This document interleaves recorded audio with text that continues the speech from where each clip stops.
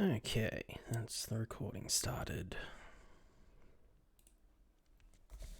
Just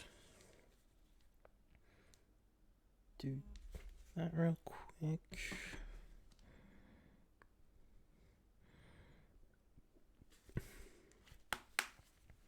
Okay.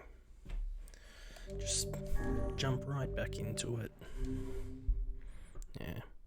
Saw where this picks up at the end of last stream, so I know where it is, but don't really know what's going to happen.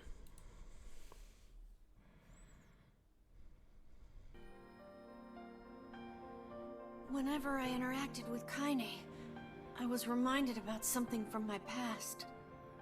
Maybe my mind has been confusing her with my sister this whole time. Anyway.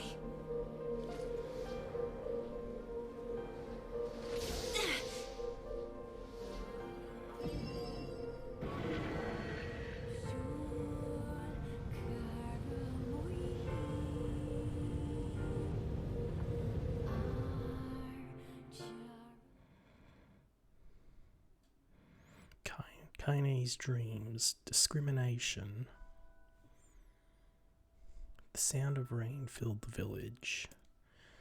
The steep cliffs that surrounded the area magnified sound, causing even the slightest drizzle to rattle like a thunderstorm. Thin wisps of smoke steamed from huts as the villagers huddled in their homes and waited out the rain. A single child, however, had braved the downpour and was now wandering slowly toward the wooden hawk-shaped feather vane at the center of town. The wanderer reached the vane, which existed for as long as any could remember, and stared. The child's face was simultaneously delicate and fierce, like a teacup that had survived a shipwreck. Those traits combined with pale white skin to give the face an almost sexless quality. If the beak turns east, I go home. If it stays west, then I... The child blinked.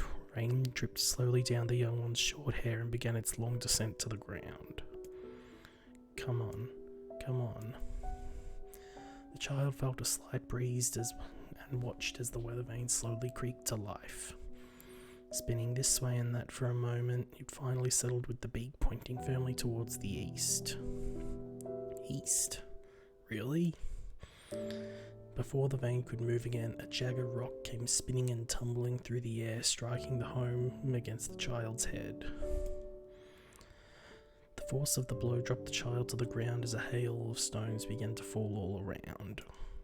Oh no, they found me. A heartbreaking smile crept across the child's face as the stones continued their assault.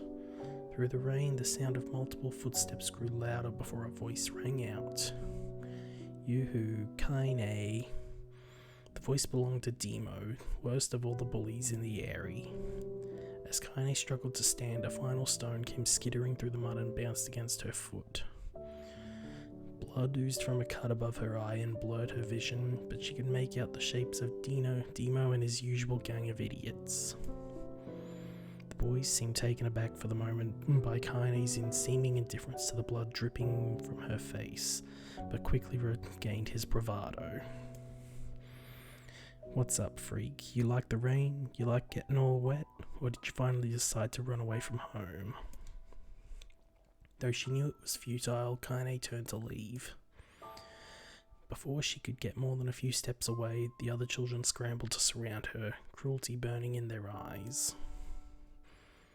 Kaine knew those were not the only eyes on her. The tormentor's parents watched from the safety of their homes. She was attuned to this sensation.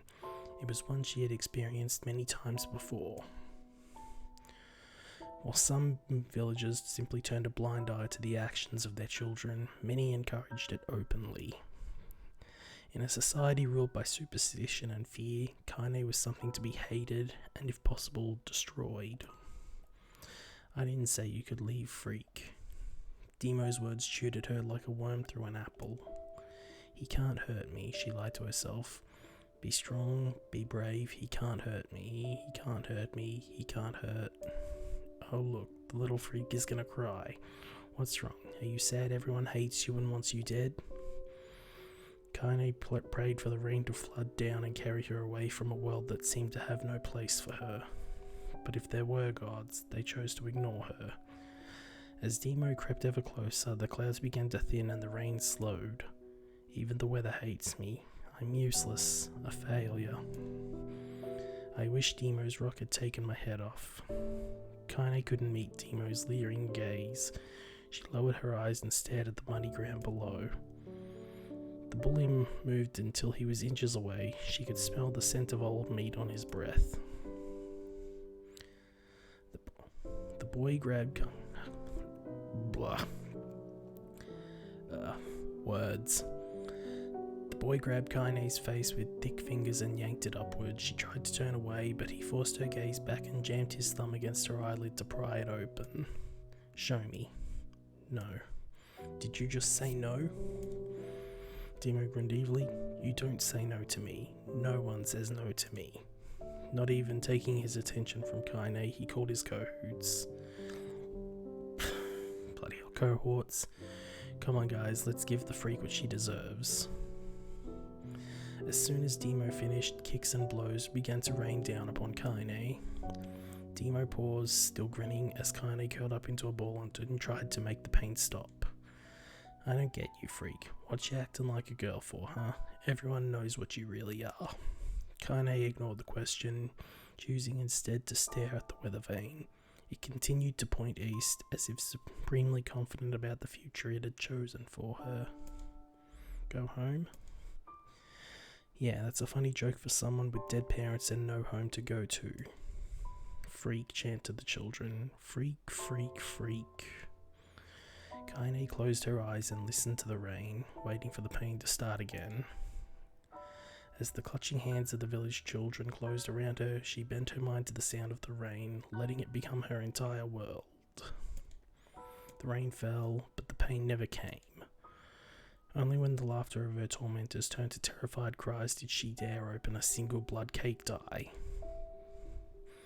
Kaine was shocked to see Demo sprawled upon the ground, holding his hand and screaming in pain. She could see blood welling from spaces between his fat, twisted fingers. Oh my god, he's crying. He's actually crying. Deprived of their leader, the other children glanced back and forth between themselves, as if waiting for someone to step up and take charge. When no savior emerged, they began an uneasy shuffle away from Kaine. But the young girl was the least of their concerns. Instead, their attention was wrapped on the ancient woman standing a few feet away. After struggling for breath for a moment, she finally spoke in a voice thick with rage. Hurts like a bitch, don't it? Now I suggest you scatter before I throw another one. And if any of you little bastards ever touch my Kaine again, I'll do far worse than throw a rock. You can count on it. The old woman crouched down and gently touched the hand Demo was using to cover the wound. Before he could think to protest, he ground her palm into the wound and twisted back and forth. Ow, he screamed, leaping to his feet. Stop it, what are you doing? Quit whining, ain't no one ever died from a scratch. You hit me with a rock, you stupid bitch, a big one. That thing could have killed me. The old woman shrugged. Death is the best cure for stupid. Oh yeah, I like that, because it's not entirely wrong.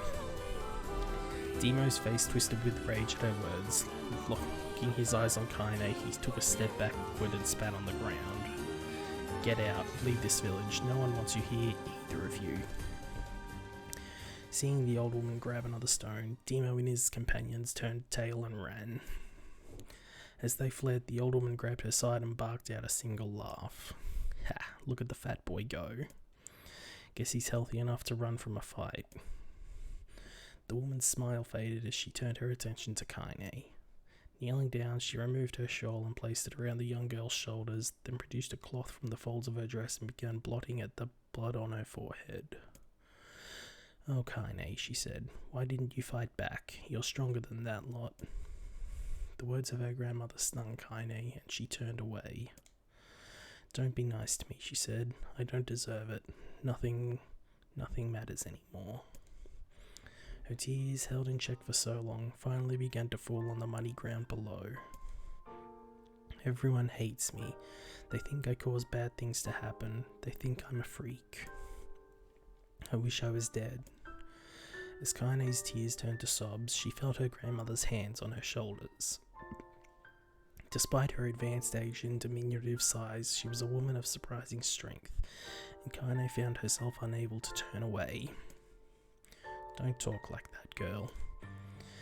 It's a river wide and deep that flows between the realms of this world and the next, and it grants no mercy to any that attempt the crossing. You got a duty to fight until your last breath. Understand?" The old woman tightened her grip and tried to still the tremor in her voice. "You know the pain of losing someone close to you, Kaine. You know because you survived it." As the words hit home, Kaine was struck by the force of her love for the old woman. As a young child, she didn't even know of her grandmother, but when her parents died, the woman quickly accepted her as her own. Grandma, as Kaine called her, was cunning, vulgar, and quick to violence. Their first few years together had not been easy. But with each year that passed, Kaine and her grandmother had become closer. However, it was only now, sitting in the mud with tears and blood caking her face, that Kaine truly understood the depths of her affection. Here was a woman who had seen hard times, who had seen death, who had fought through all these things and somehow emerged on the other side.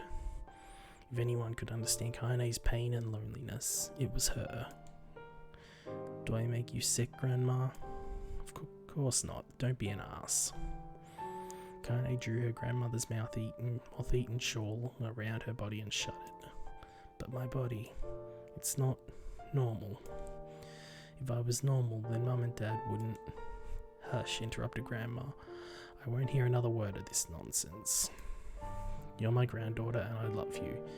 And if folks have a problem with that, they can just go to hell." With that, the old woman reached out and placed a wreath of dried flowers in Kaine's hair. The skill it took to bend the flowers without breaking the stems or losing a single petal was remarkable, and the beauty of it made Kaine want to cry all over again. "Oh my gosh, these are lunar tears. Grandma, you made this for me?" Lunar tears were legendary flowers.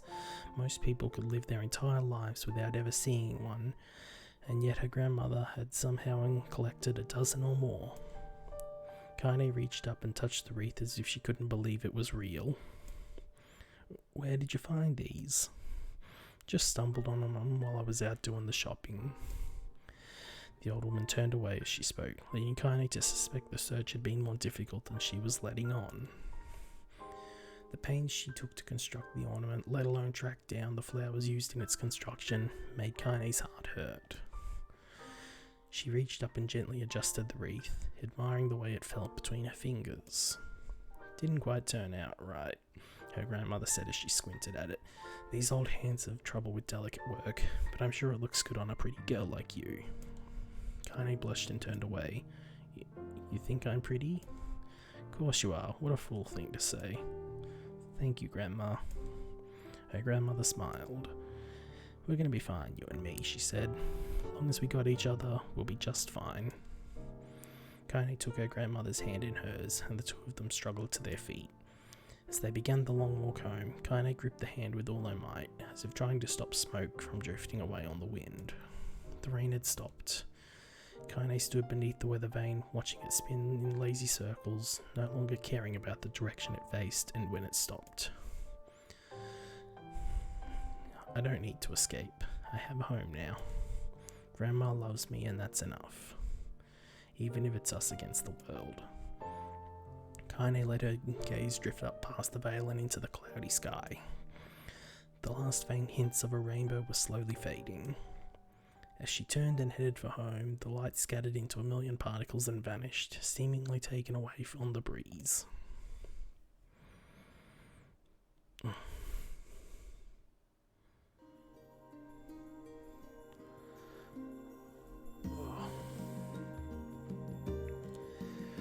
Okay, seems like we're gonna be here for a bit. In the distance, Kaine heard the steady sounds of an axe striking wood. The noise had a purposeful quality to it, as if she was hearing a master woodsman go about his work. The firewood being produced, however, was far from a work of art as could be. Pieces of every shape and size were being flung about a barren yard with wild abandon. Anyone trying to stack such wood would probably die of frustration before the job was through. Stupid piece of shit axe. Kaine's grandmother flailed away with the axe, filling the air with both splinters of wood and words that would make the most hardened sailor blush.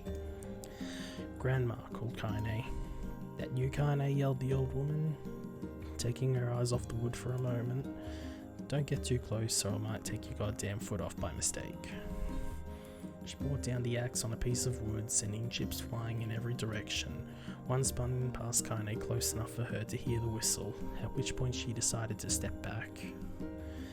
Once she'd scuttled to a safe distance, she cupped her hands around her mouth and shouted, "Grandma, do you need help? I can get you lunch or water or a new axe or something."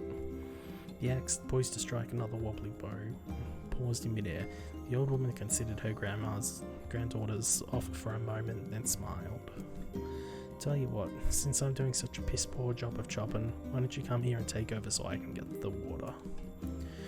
Shades have been reckless lately, and I don't want you running into one of them bastards." Relinquishing the axe, her grandmother picked up a long pole with wooden buckets on either end. Gathering water was by far the most difficult of the two jobs, but Kaine knew better than to complain. Once Grandma's mind was set, there was no changing it. Kaine did her best to help with the chores, but Grandma took every task that required travel to the village. Though she had a long list of plausible excuses, Kaine knew the real reason. She didn't want her granddaughter to be taunted and harassed by the villagers. Once Kaine moved in, Grandma decided to take up residence a good distance from the Eyrie. Out of sight, out of mind seemed to be the best policy when it came to the villagers and her granddaughter. And rare were the days where any but the two of them could be found on the rocky acre of land they called home.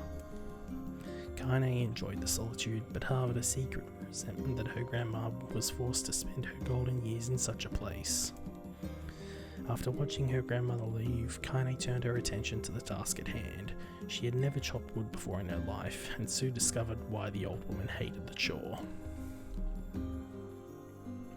Swing after swing of the axe produced only a tiny crack in the wood, and when she finally managed to connect a solid strike, the tool embedded itself in the log and refused to budge. Frustrated, Kaine swung the axe around her head and threw it, log and all, across the yard. Damn it, crap. She suddenly understood the joy her grandmother felt in a good curse. Happier now, she picked up the axe, forced it from the wood and resumed chopping. She had a natural skill with a blade, but the task was challenging, and blisters soon began to form on her small pink hands. "This is tough, and my logs are all weird sizes." Spitting on her palms and ignoring the pain, Kaine redoubled her efforts. Just as she was developing a rhythm, Grandma returned from the village. Setting down her buckets with a small sigh, she took one of the logs and coughed out a wheezy laugh. "Clumsy girl, you better practice if you..." Her grandmother suddenly collapsed to her knees, causing one of the buckets to wobble precariously. Eyes wide, Kaine dropped the axe and ran to her grandmother's side. "Grandma." The old woman shook her head and pointed at a trembling finger at the bucket. "Get the bucket. Can't let it spill." Kaine steadied the bucket with a foot as she knelt by her grandmother. A small bit of water sloshed over the side and made a new home in the hem of her dress, but Kaine didn't notice.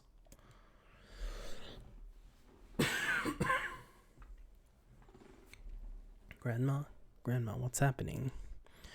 Crazed with panic, she grabbed her grandmother by the shoulders and shook. After a moment, the woman lifted her arms and batted Kaine away. "Stop that, just stop," she cried, breathing heavily. "It ain't like I'm dying, just tired from the trip is all." Kaine desperately wanted to believe her, but one look at the old woman's shaking hands and worn face told her that more than words ever could. Her grandmother had lived a long, hard life, and it seemed like the bill was finally coming due. The time when her grandmother watched over Kaine was ending. Sooner than either of them had feared, the positions would be reversed. The next morning, Kaine came to the side of her grandmother's bed and took her wrinkled hand. "Grandma, you're sick and you need medicine. I'm going to the village." The old woman shook her head and tried to rise. But Kaine gently pushed her down. "It's all right," she said. "I'll be fine." Her grandmother fixed her gaze with a gaze that could melt steel.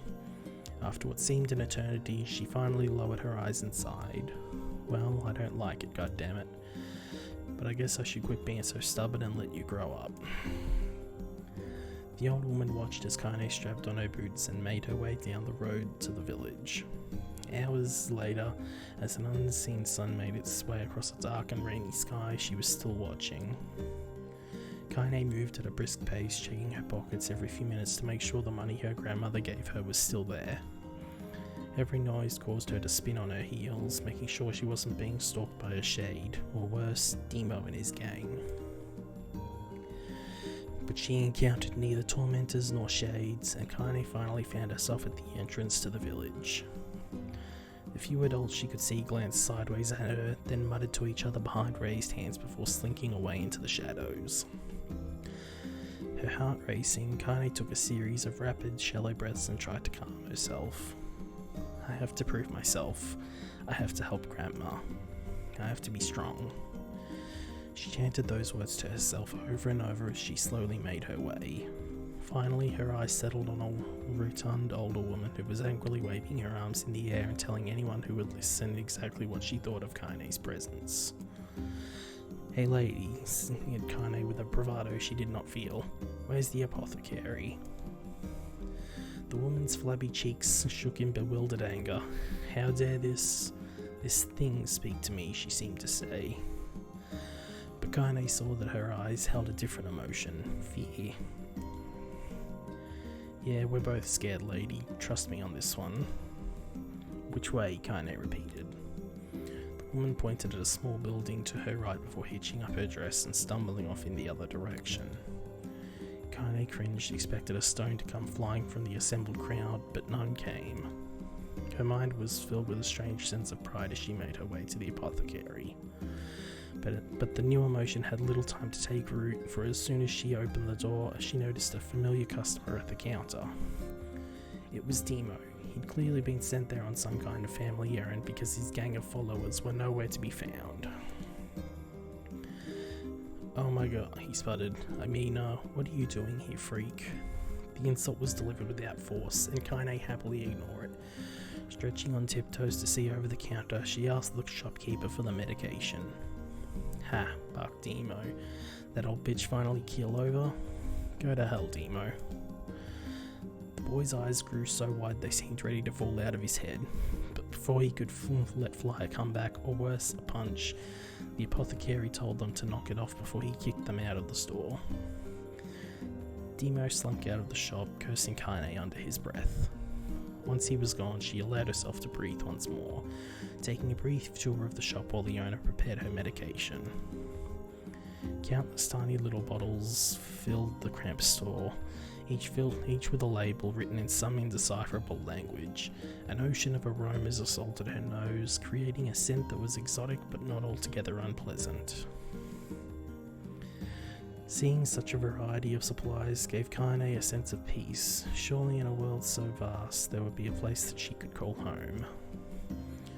On the far wall behind the counter rested a portrait of a stunning young girl. The picture had once contained bright, vibrant colours, but time had worked its cruel magic and they were beginning to fade. The beauty of the work, however, remained undiminished. "You like that picture?" Kaine turned to find the apothecary with a small vial of medicine in his hand. His eyes were gentle but sad. They seemed to stare through her and into nothing as he spoke. "That's my daughter. I sketched her when she was just a little girl. She's been dead for a long time now. Kaine didn't know how to respond. She just stared at the portrait and tried to come up with the right words. Pictures are wonderful things, continued the shopkeeper. They let the ones closest to you live on forever. He shook his head slightly, then looked down at Kaine and smiled. Handing her the medicine, he reached into his sizable green apron and produced a handful of old wax crayons. You should have these. There's no one left that I wish to draw. Kaine took an instinctive step back, causing the shopkeeper's face to darken. Yes, I've heard the rumours about you, he said. It's a small village and word travels quickly. Between you and me, I'm not sure which of them to believe, but I also don't think they matter much. I know your grandmother, Carly, and I think the way she was driven out of this town is just deplorable. Grandma's name is Carly, Kaine thought suddenly. She was still mulling over this new fact in her mind as she reached out and gently took the crayons from the apothecary's hands. Your grandmother is an old friend of mine, he said as Kaine scooted away yet again, and I owe her much. I wager she'd like it if you drew a picture of her. Yes, I think she would like that very much. Kaine murmured a quiet agreement, but inside her heart was bursting. Never before had a villager treated her with anything but complete contempt. It was a tiny, almost imperceptible step, but it was a step nonetheless, and with enough tiny step, she might one day discover the rest of the world. When Kaine returned home, she found her grandmother asleep in her bed. Her feet were blackened and raw, even bleeding in a bit places, leading Kaine to think that she had been pacing around the room until exhaustion finally caught up with her. She placed the medicine by her grandmother's pillow and turned to leave, but found the old woman's hand clasped around her arm. Back already, are you? Asked the grandmother with a yawn. Come here, let me have a look at you. Grandma sat up and examined Kaine from head to toe. Finally satisfied that nothing terrible had befallen her grandchild, she leaned back and allowed herself to relax. Well, how was it? Those bastards give you any trouble? It was kind of fun, said Kaine with a small smile. No, seriously, it was. Fun, eh? Asked her grandmother in a voice which implied she believed anything but. Uh-huh, so anytime you need me to run an errand, just let me know.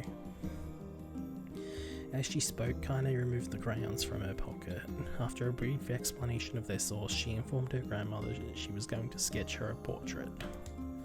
A portrait of me? Ridiculous. No one wants to stare at a wrinkled old crone. But Grandma, it'll make you live forever. Oh shit, said her grandmother, throwing back the sheet from her bed. Living forever would just piss me off. Now put those crayons away and help with dinner. But Kaine would not relent, and in the end, Grandma found herself leaning against the wall of their house as if posing for a master artist. Kaine took up the crayons and eyed her subject carefully and set to work. Just as her grandmother was about to nod off, Kaine finished the piece. After staring at it for a bit, she released it from her grip and let it slowly drift to the floor. It's terrible. It doesn't look like you at all. I'm sorry, Grandma. I thought these crayons would, make drawing easy or something. The old woman's eyes narrowed at her granddaughter's disappointment. Let me be the judge of that, she said, ignoring the pain in her back and reaching for the paper. The sketch could have been a person's face. It also could have been a boulder, a lump of clay, or an incredibly misshapen loaf of bread, all rendered in a chaotic array of colours.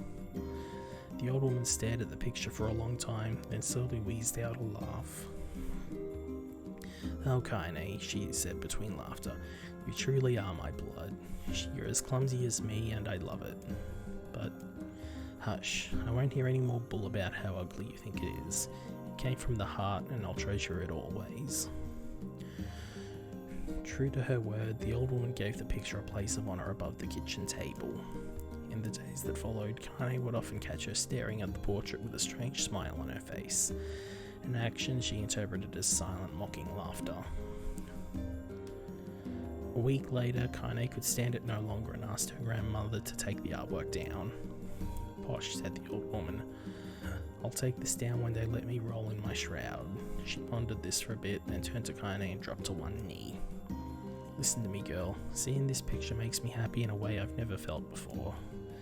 And it makes me want to go on, so that someday you can feel the same happiness.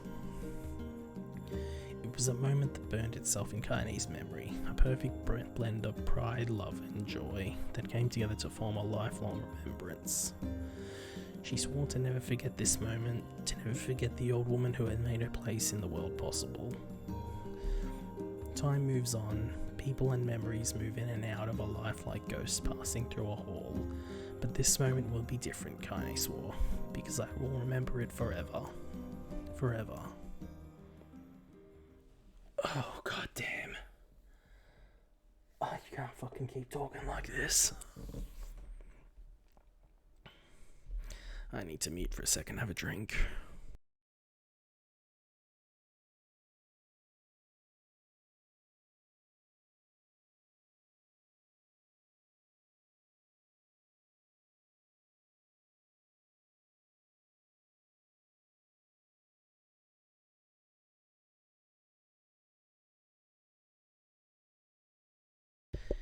I need to give my throat a quick rest, so I'm not going to read this out.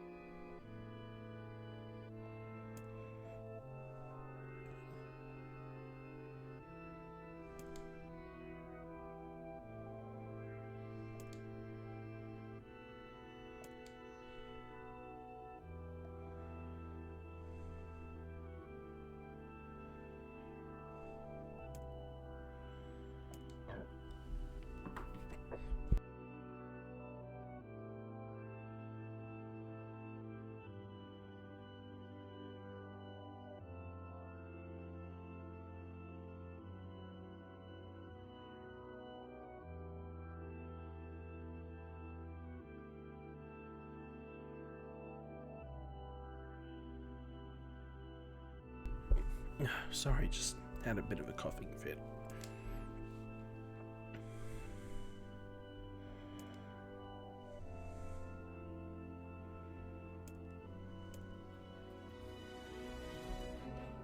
Uh-oh.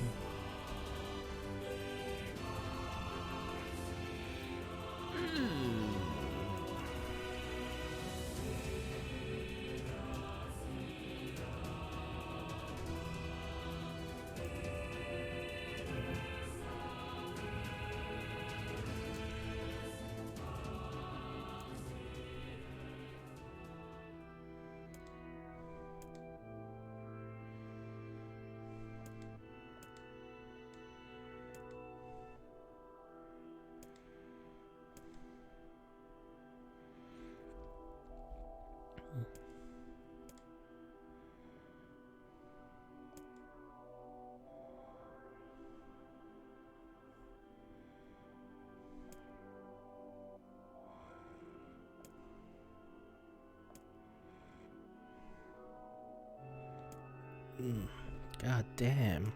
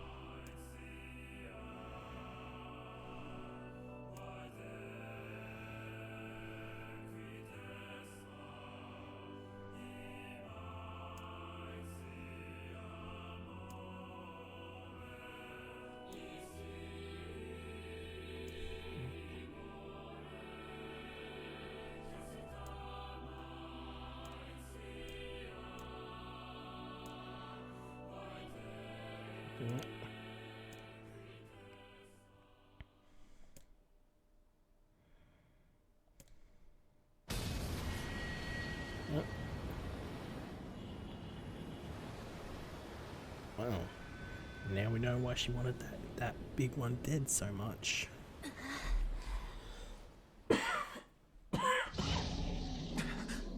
Oh, bloody hell. The beast approaches. Oh, I know.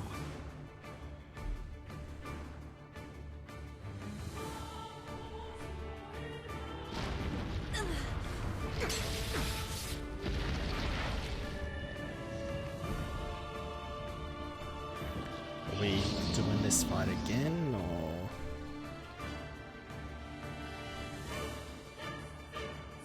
Yep.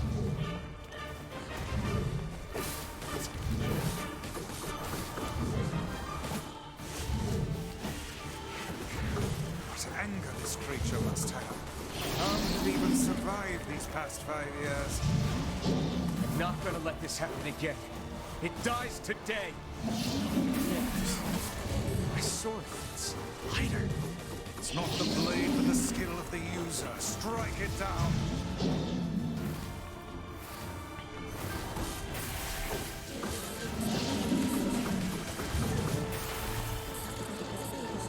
Come on. There we go.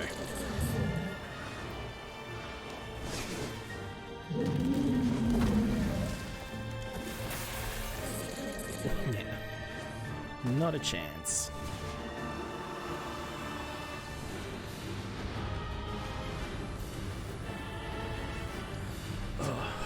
Yeah, I would not have been able to read that last segment because throat was just starting to hurt too much. I am not a talker.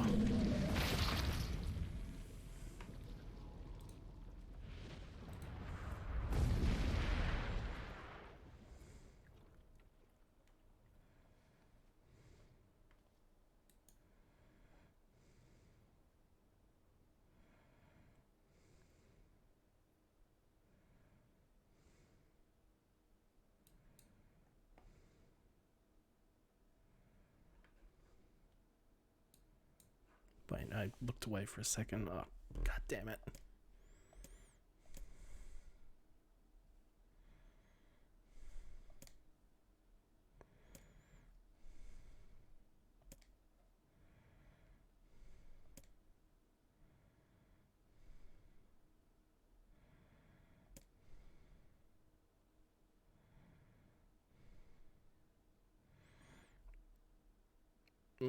Bloody hell.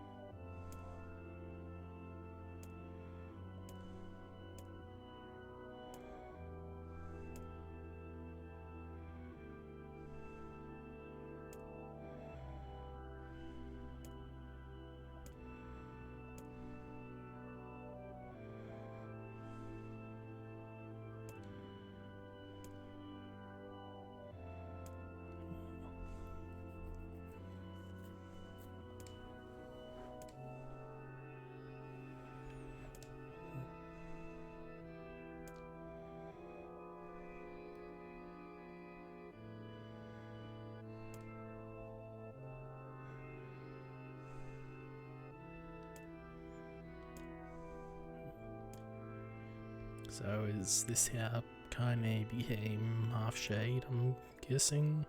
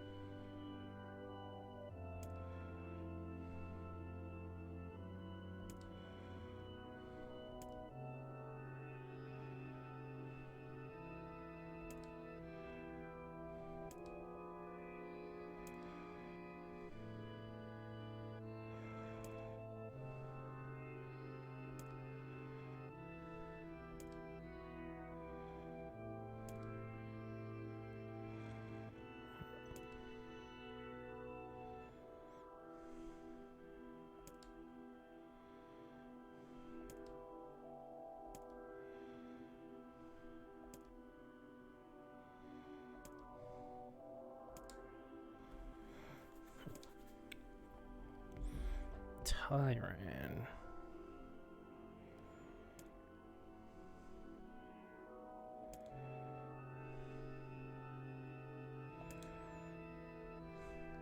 So I'm guessing that's gonna come into play some point if the whatever combined with a has a name.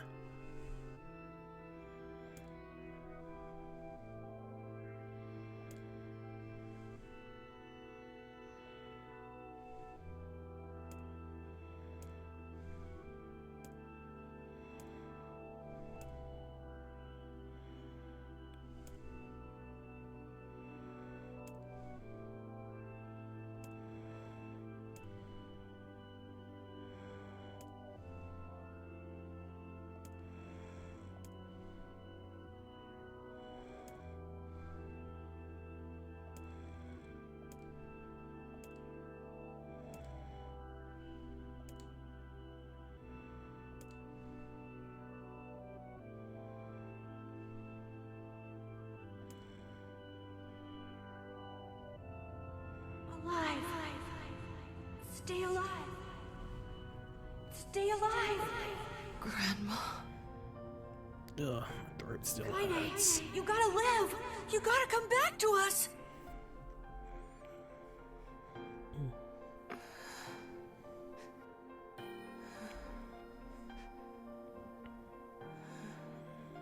Oh, hey.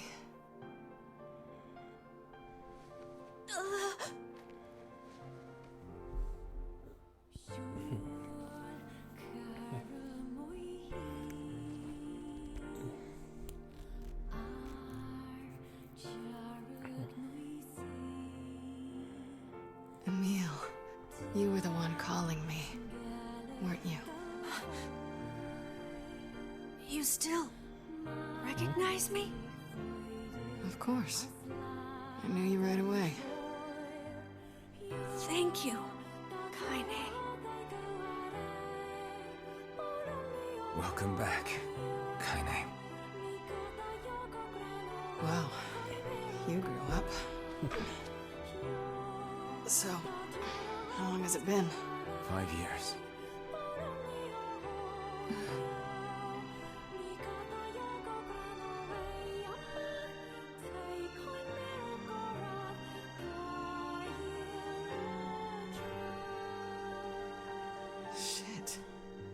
That's a long time. Any luck with Yona? We are still no closer to finding her. We need a way to locate the Shadow Lord. By the way, this is for you. Is that a lunar tear? It's not as good as your grandmother's, but I tried. No, it's great. Thank you. Okay, so what's gonna happen from here? Kaine waking from her long petrified sleep. Emil's unflagging kindness. Our reunion was a happy one, and we let it wash over us like rain.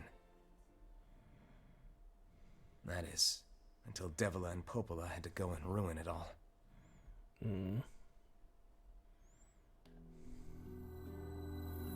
Are you kidding me? You can't be serious! Please try to understand. People are tired and scared, and I'm sorry. I'm sorry you have to bear the brunt of that. This is crap, and you know it! It's okay. We can sleep outside. No one's sleeping outside. You and Kaine saved this village, and now they want to run you out? People are afraid of us. And really, I understand. I mean, look at me. As long as you're still with us, I can deal with it. Right, Kaine? I'm used to sleeping outside. But... We'll see you later. Sorry about this.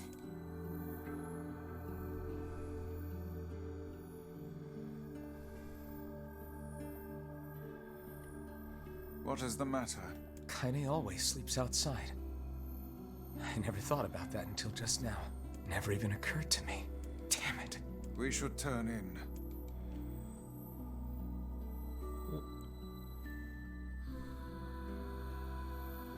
I didn't get much sleep that night. For the first time in my life, I hated Devila. For the first time in my Just life, gonna I doubted read for a Popola. second. But those feelings are pointless in the end. They said and did what they did for the sake of the village. To protect it from the horror of the Shades.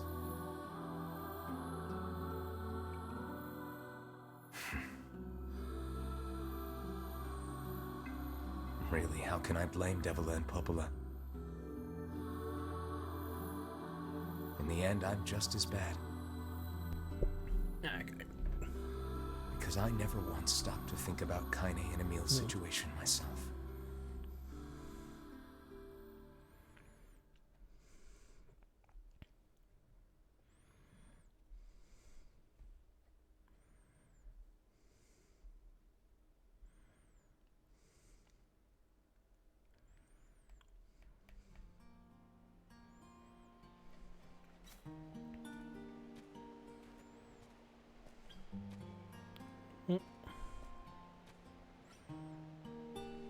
I should apologize to Kaine and Emil, but what good would that even do?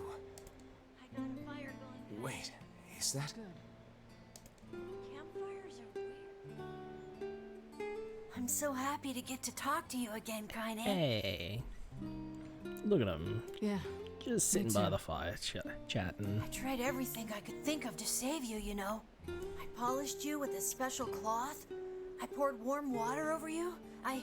Wait, you poured water on me? Yeah. But it didn't really do much except make you all shiny. Hey, Emil. Thanks for saving me. I guess you noticed how I look different now. I'm sorry, Emil. I'm sorry for all of it. Well, I mean, this new form isn't all bad, you know? At least I can look at you when we talk, right? Hey, so why don't you tell me something about yourself? I'm not very interesting. Sorry. Come on, I just want to know you better. Please? Fine. This all happened when I was a kid. Before the whole shade possession thing. My body is... different. And when the villagers found out about it, they started treating me like a freak. But one person, my grandmother, So, accepted why me just did as I they was. treat you like that? Not... Because like that, like you said, that No was matter before how the whole bad shade things got. thing, so... She gave me the strength to keep going. Wondering why they treated you like that. I mean, I get they're assholes, but still. She's really special to you, huh? Yeah. Oh, hey! That gives me an idea. Since we cured your petrification, we should start looking for a way to cure your possession in my body. I know we can do it if we all work together. Heck, it'll probably be super easy. Let me guess. More warm water? Okay, can we just forget I told you about that?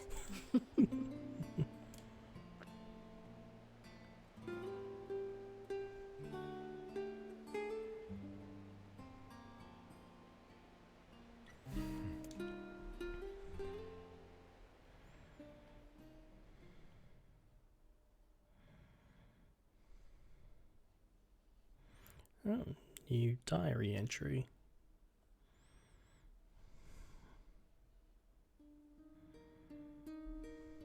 Sleep well? Sure. And yet your red eyes tell a different tale. Don't be so hard on yourself, lad. I need to go see Devila and Popola. Very well.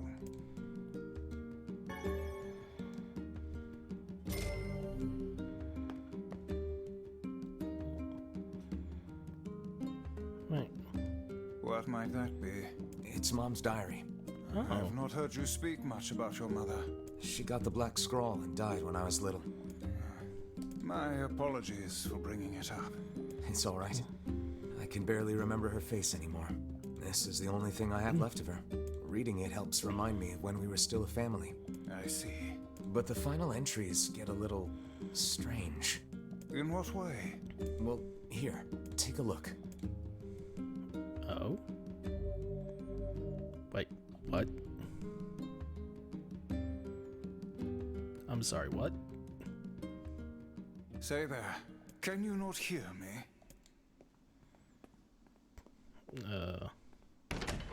What?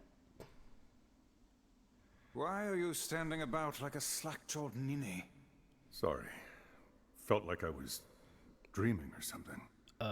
Sleeping on one's feet is quite the talent indeed. I'm sorry, what? Come now, there's the door. Right. Let's go. Why the hell am I what I can only assume to be the father NieR now? The hell?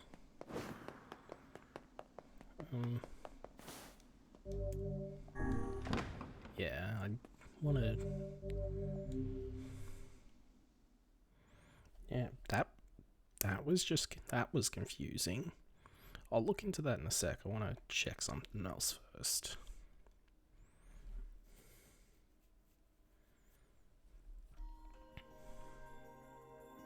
Something wrong? I feel as if I've just awoken from a most unpleasant dream. I know what you mean. That happens to me whenever I read it.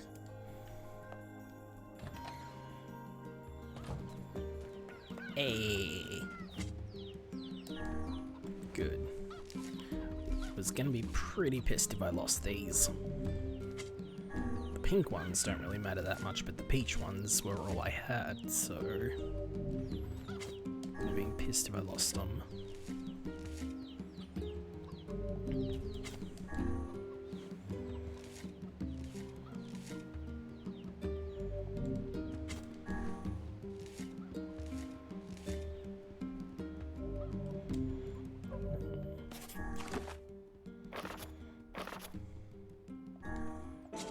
Okay, so...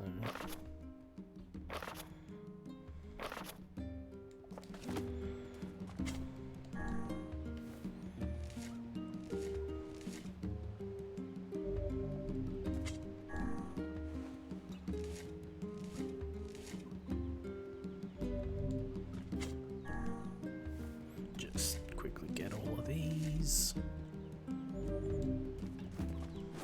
Shit.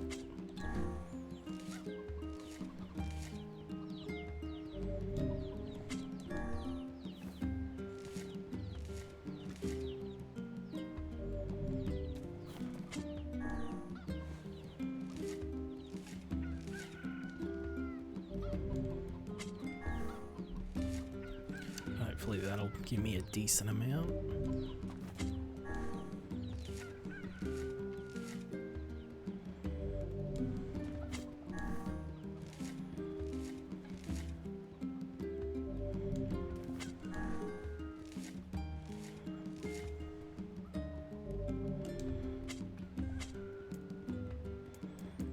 Okay, 50, not bad.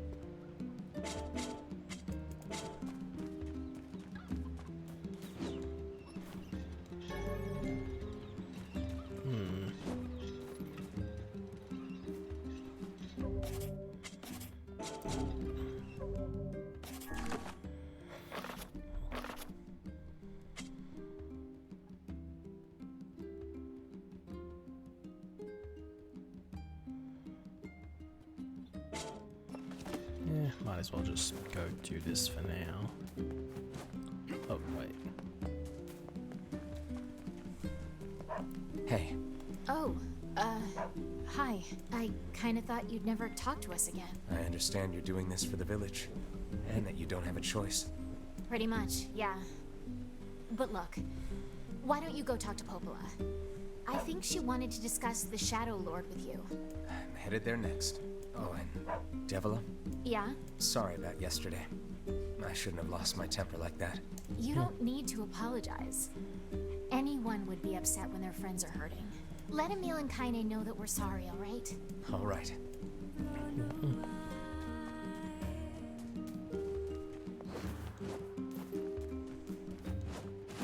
Still kind of confused as to their reasoning behind ultimately helping NieR get to the Shadow Lord, since they tried to stop him as well at the end, so yeah. Hopefully we'll get some context towards it all. Is there anything new in here?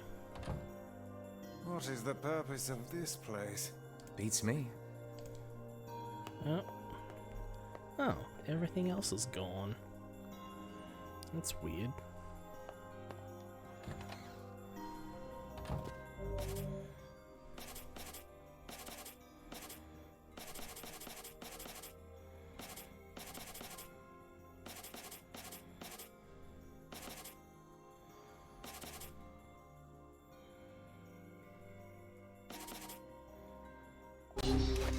Eh.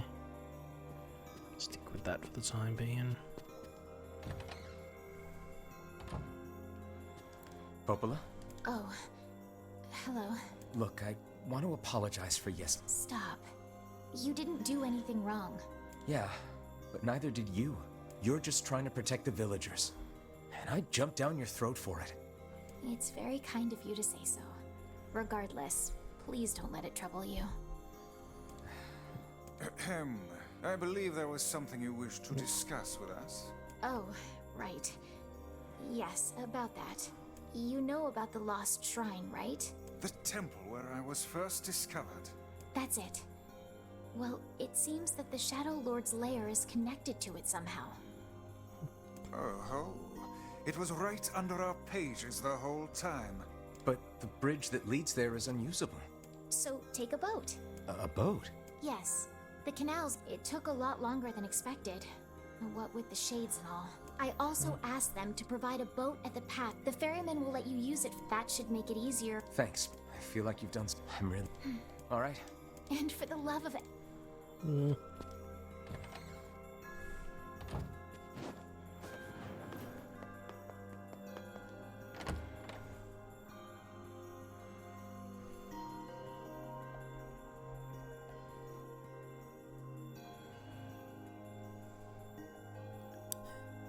Yeah, alright. Another new diary entry. The path above the entrance to the shopping... How excellent to know the canal is finished. Hopefully this puts our days of running all over behind us. The faster we can move, the faster we can save Yona. Let's use it as often as we need. I worked...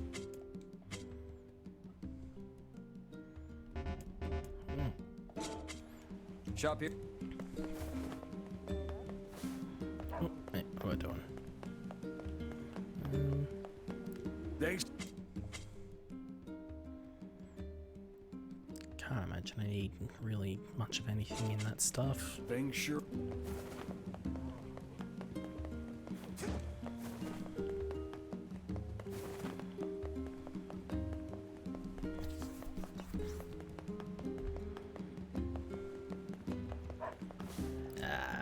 Hey, buddy. Hey, look who it is. Remember me? Yeah. That red bag. My pages. You're the slovenly half of that couple who refused to stop arguing. Hey, it's been a while. Sure has. I've been in charge of this canal since we last talked. Apparently I did a pretty good job with it because they decided to make me the permanent ferryman. Oh yeah, huh? Congrats. Thanks. Still, it's not all puppies and unicorns. Oh, anyway.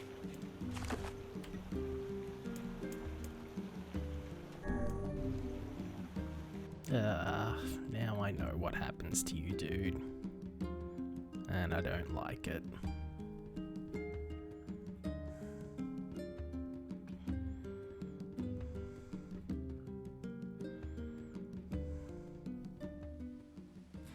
The Lost Shrine's up ahead, just past this cave.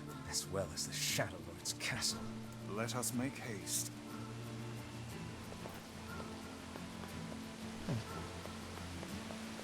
Kinda thought like I'd be playing as Kaine during this, and it said like the stories from Kaine's perspective. Oh.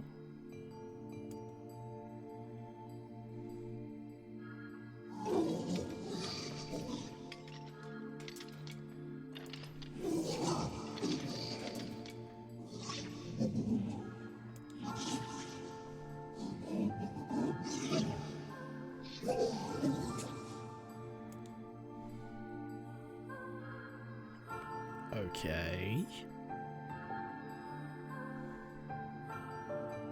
That was different.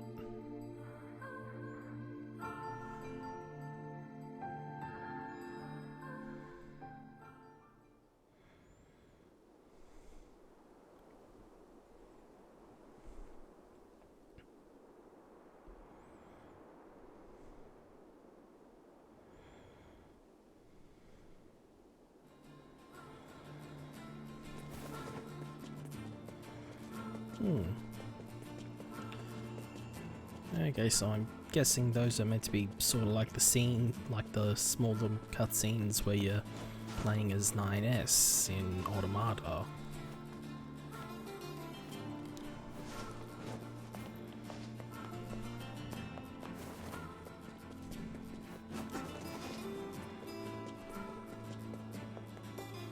Interesting. Wonder what else will come of them.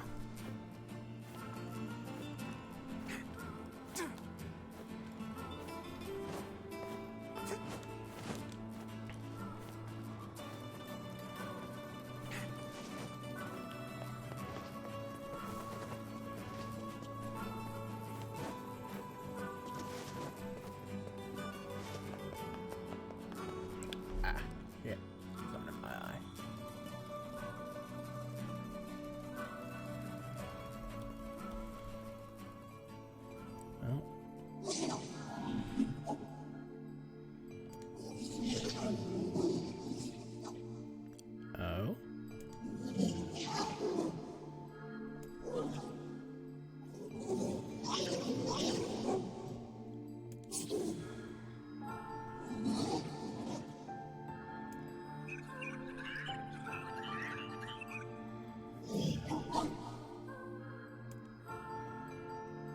Oh. Interesting.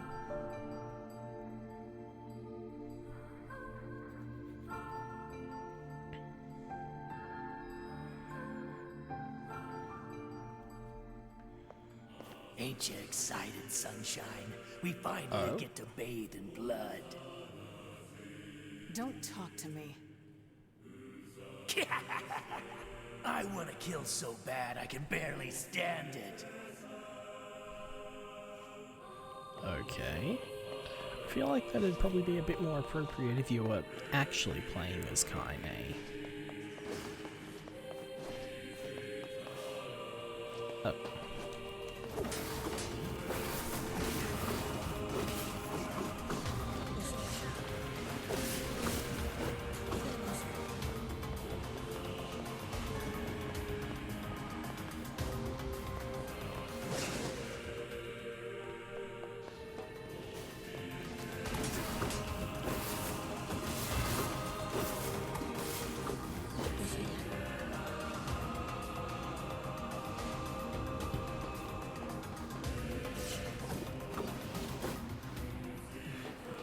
did that one stand back up?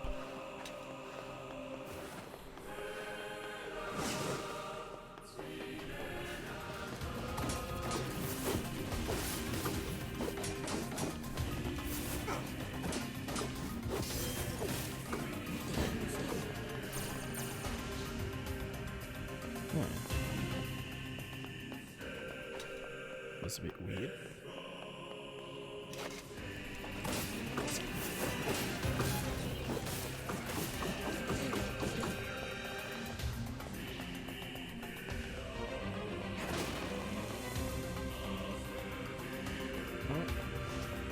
Straggler.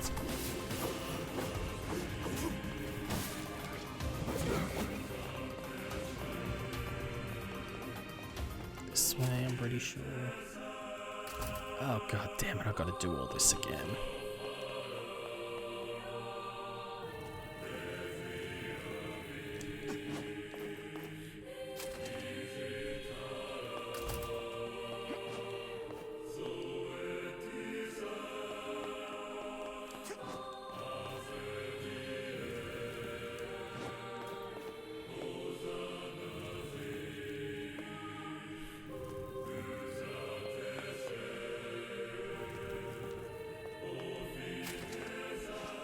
This is all too easy.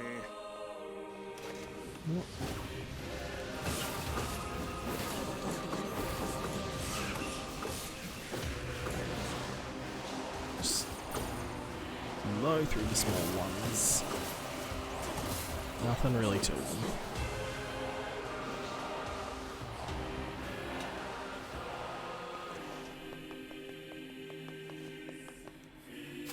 Just don't bother taking any side paths since I'm pretty sure there's nothing else I really need to do.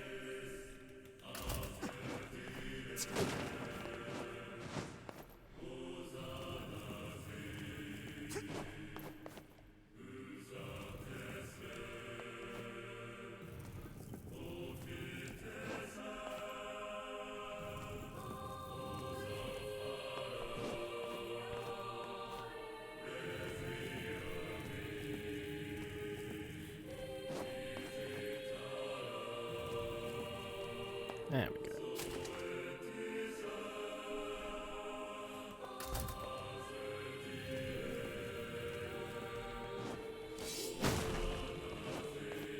Nothing.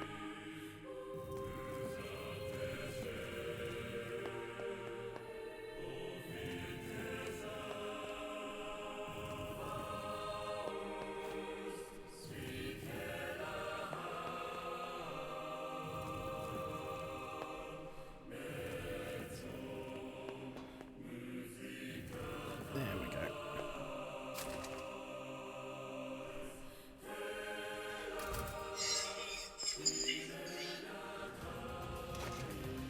Oh? What's with these guys? That's new. Certainly not your garden variety, Shades. Their bodies aren't fully functional. Say, I've heard of this. A cursed area where incomplete shades gather.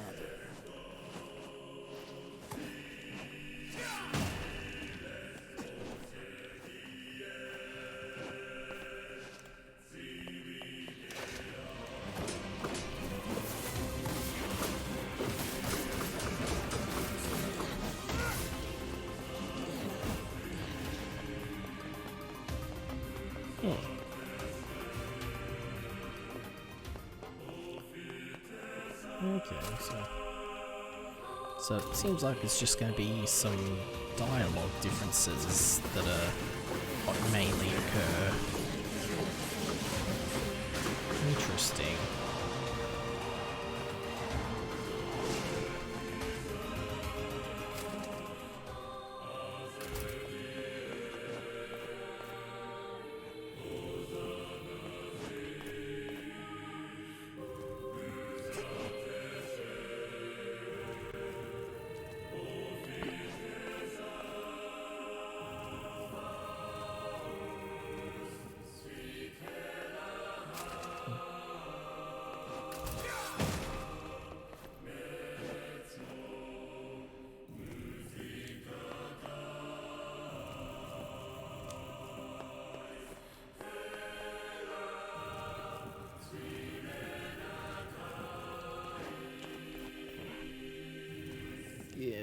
that out of the way.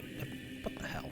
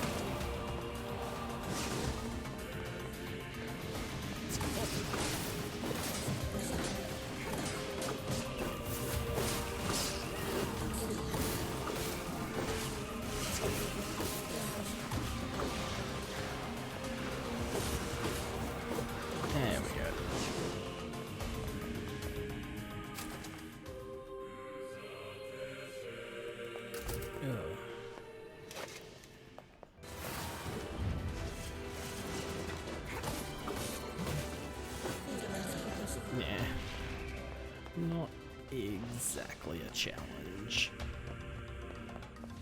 Maybe I should consider bumping up the difficulty.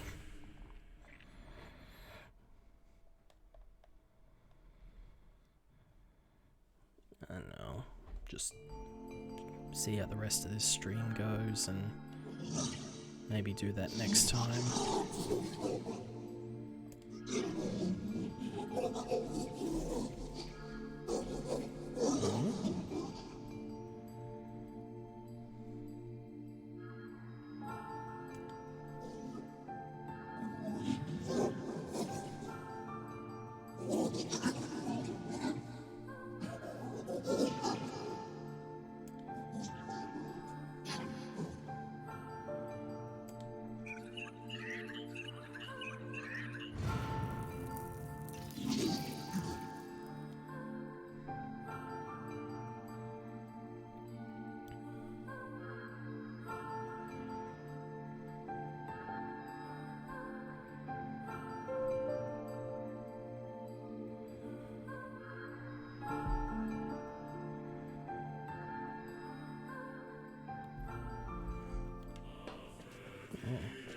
Kaine, Emil, look, from now on, I'm going to sleep outside with you.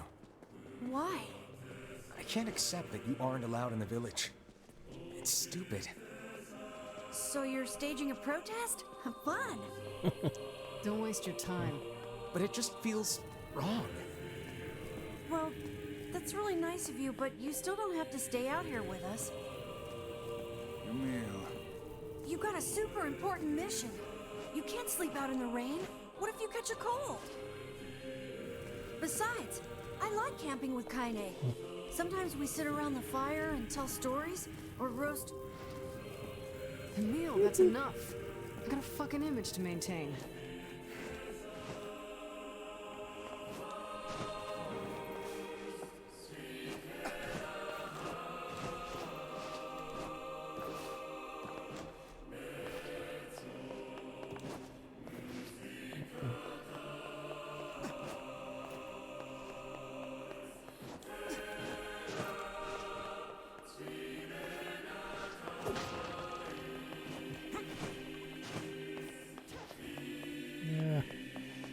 Like there's anything else over this way.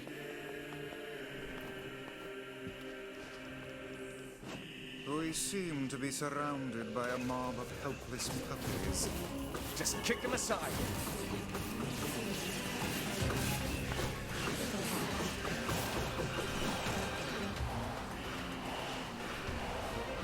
Where are you? There you are. So the big one, he mentioned Gestalt, so I'm wondering if, even though they're shades, they do remember being actual humans or the like. It's definitely interesting.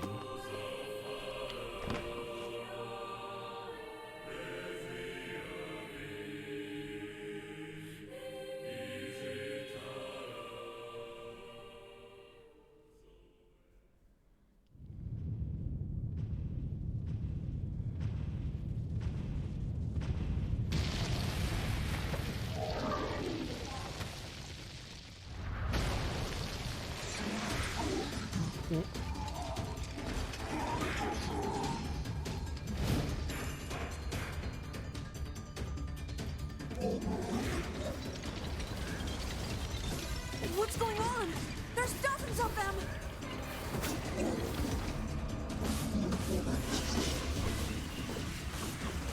These are creatures of the darkness. Lure them to the light. Pathetic to the end, I see. Aim for that statue. It's the leader.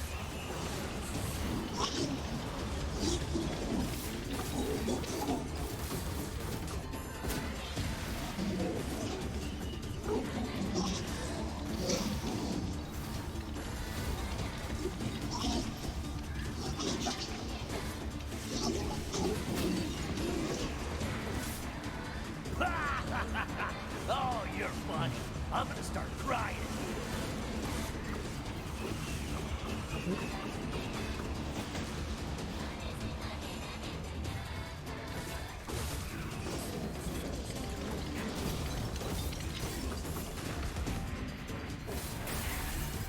Yep, just shatter that in one hit.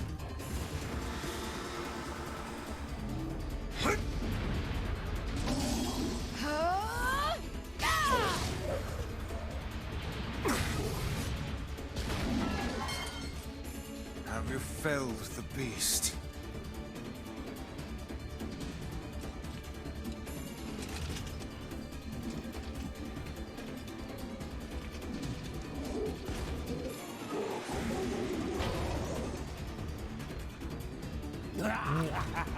This is one stubborn son of a bitch. Damn it, damn it, damn it! Hey there, Sunshine. You ain't feeling bad for this freak, are ya? Ain't no turning back now. You got a lust for blood. Embrace the slaughter. All we know is the thrill of battle. Ain't that right, Kaine? There we go.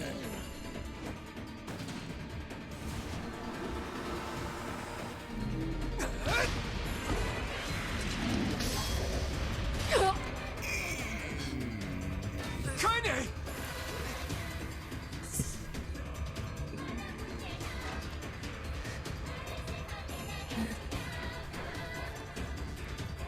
Oh, you're kidding me!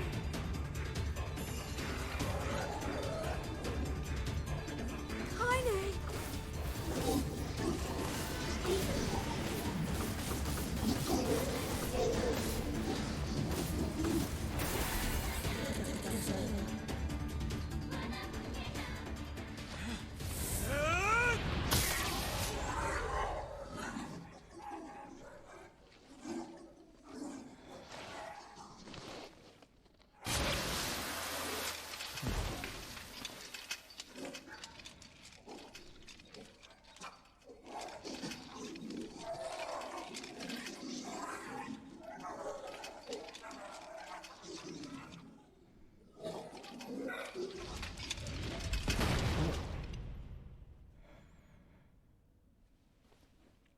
And now it's a case of we know, but he doesn't.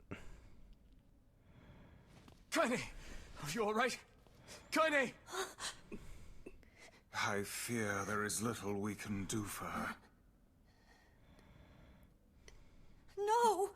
Kaine!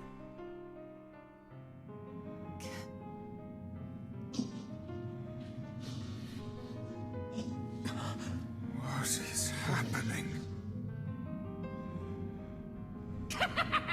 It's all over for you, Sunshine. Kaine! Kaine!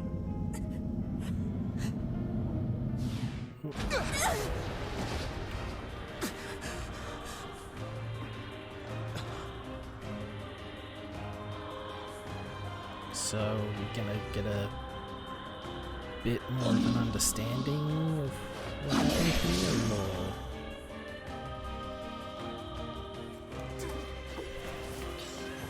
It's Kaine's shade! With no other choice, we must strike it down. Kaine! Come back!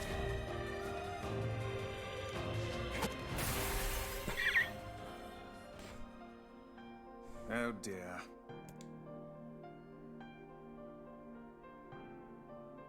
Kaine!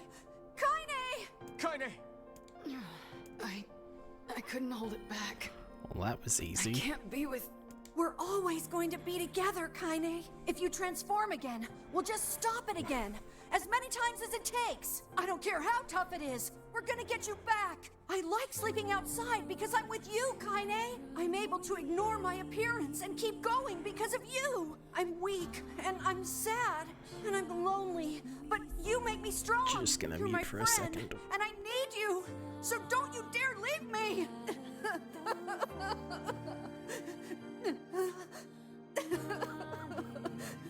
All right. Stop crying. And thanks. I'm all right.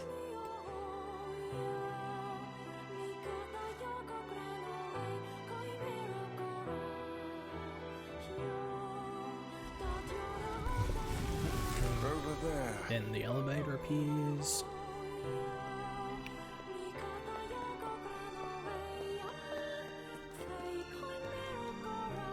Pick it up.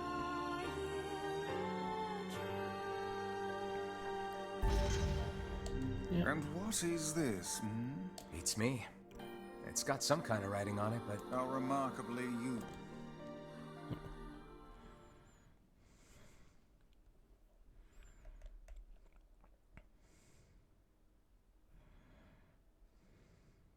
It's a cipher of some. Can you just... I think this is the key. Here, take a look at this. I wrote down all the words I can understand. This fragment is called the Stone Guardian. Given that you found it in the Lost Shrine, there are spaces here for sacrifice, the law of robot, the memory tree, loyal Cerberus, the law of robotic, and the memory. But as for sacrifice and loyal Cerberus, not a problem. If we want to fill it, Oh, splendid. they're just. it's a Yeah, well, Yona's an. But how can you? Because she is.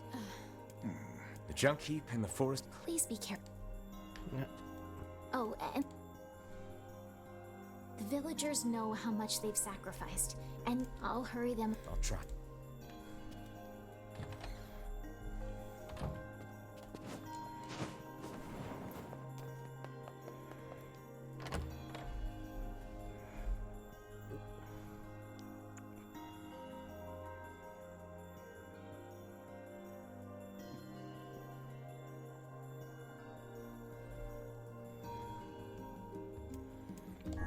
Popola said we might be. You will forgive me. Yeah, just try and get that one out of the way. But I actually want to have a look at what was going on over here with this thing. The diary. Yeah. The world of the recycled vessel.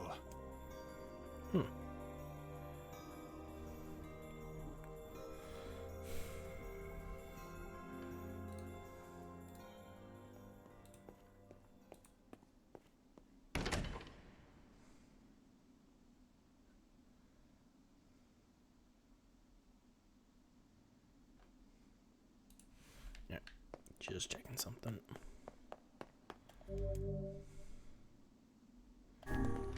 Yeah, let's do it.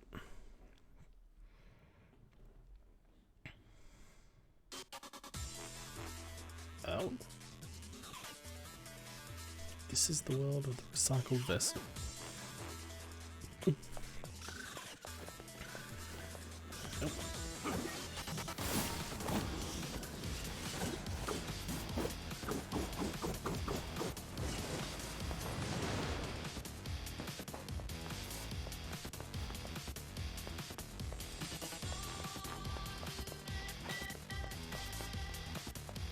Okay.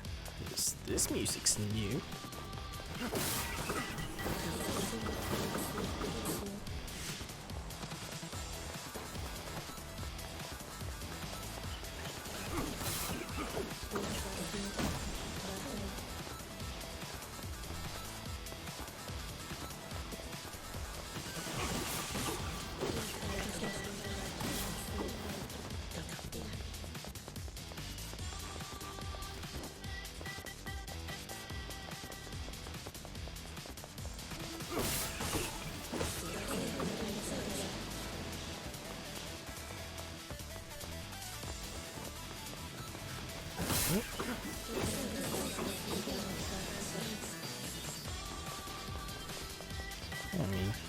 simple enough so far.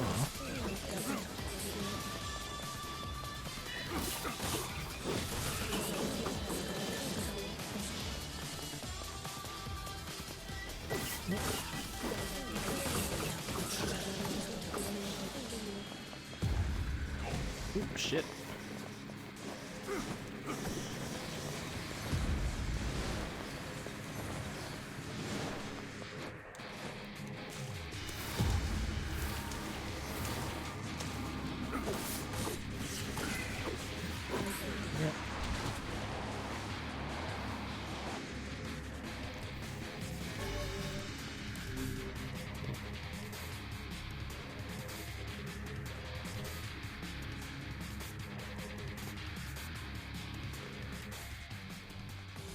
Black Scroll, a Lost Destiny, a White Book, a False Truth. Oh.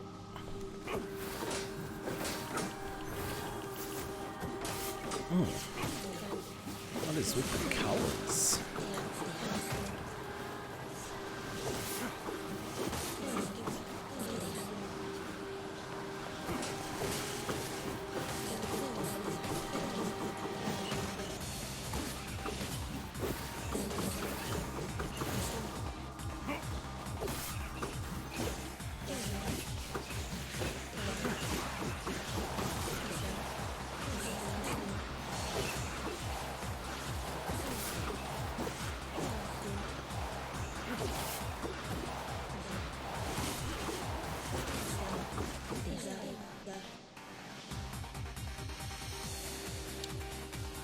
Oh, no boss there. Okay. Soldiers of Salt crawling a rock forth, White Death, they are legion.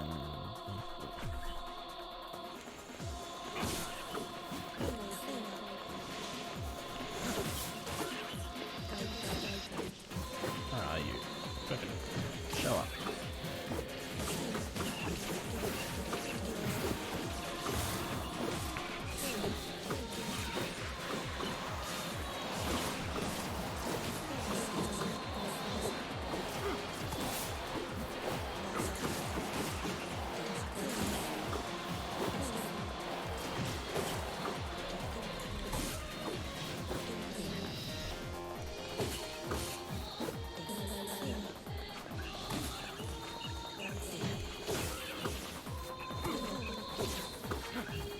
Just go down.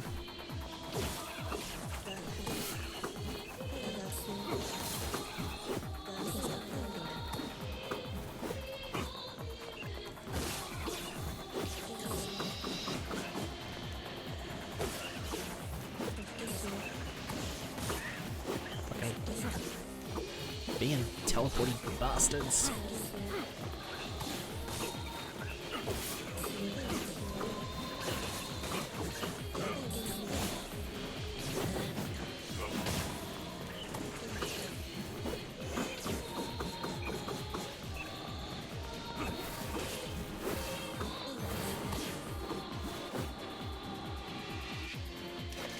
Oh. Weapon.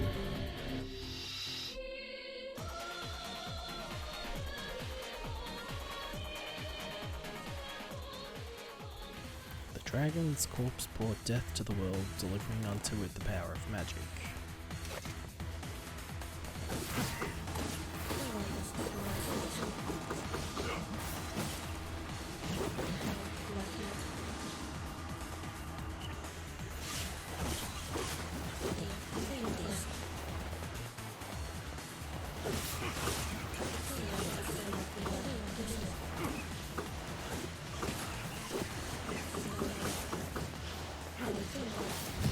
Shit.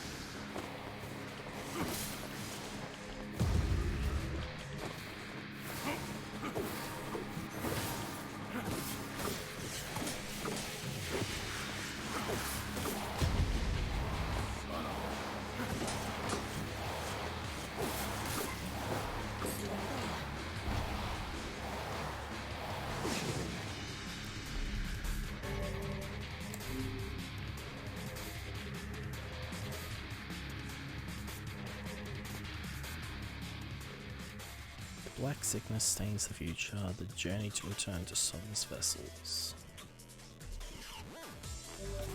I should probably use some of these since it's given me so many.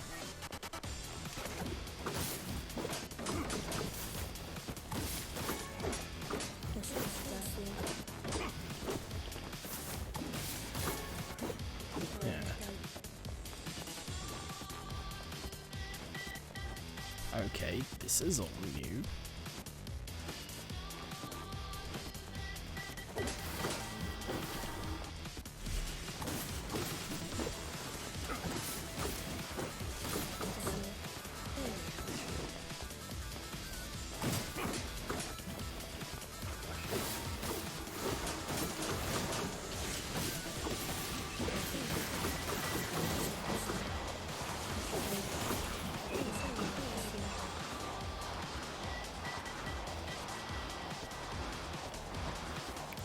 Do I go through? Okay, no, can't go there.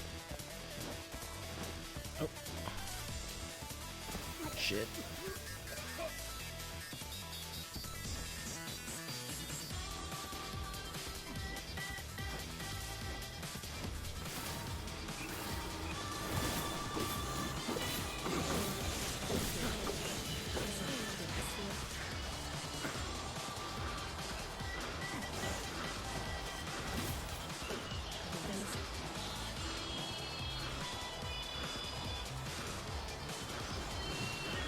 Shit.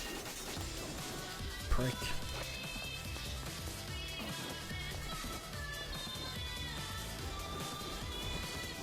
God damn it. Fucking platforming sections like this shit.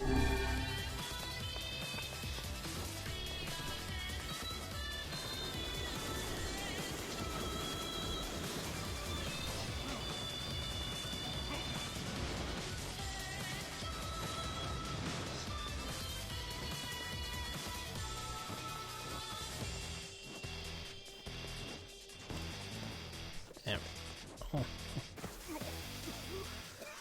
Fuck's sake.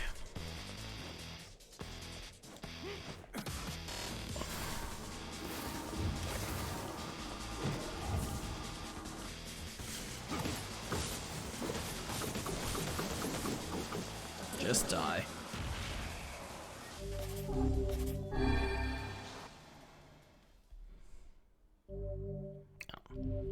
No, kabuki outfit. There's the herbs.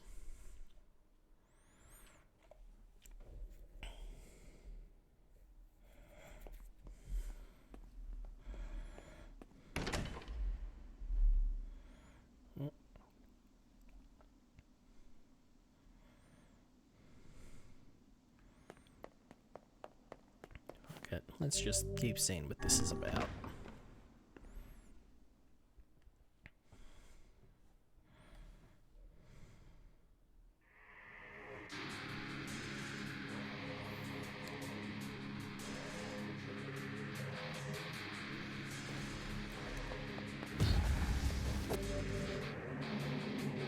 Oh.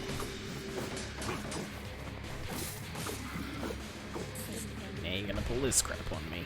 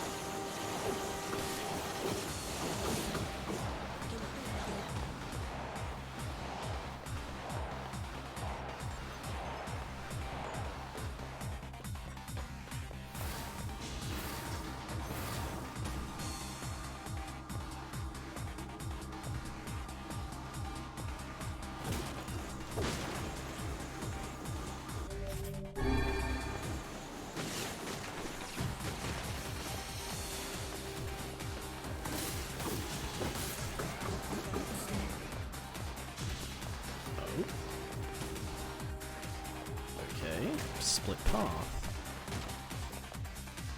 It seems we have been shut in. Ooh. Titanium alloy. Nice. What do we still need though?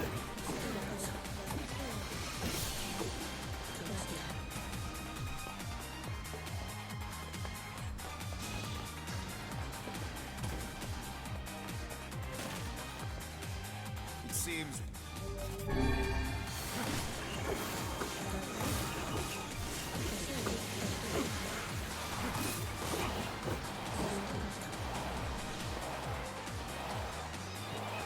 Yeah. Okay, no, it's just those two rooms, I guess.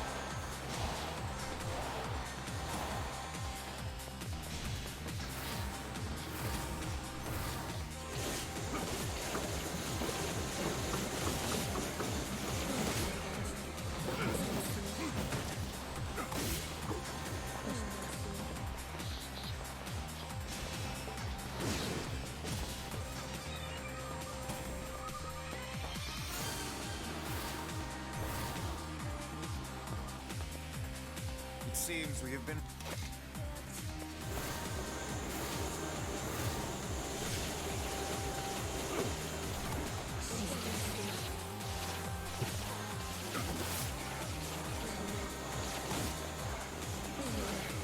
Where are ya?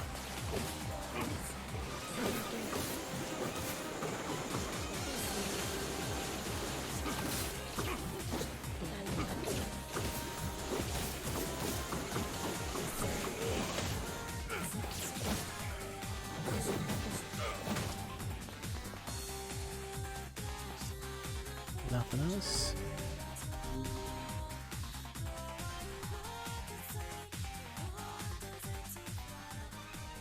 The soul of man has been drowned out, in its place the scream of something inhuman.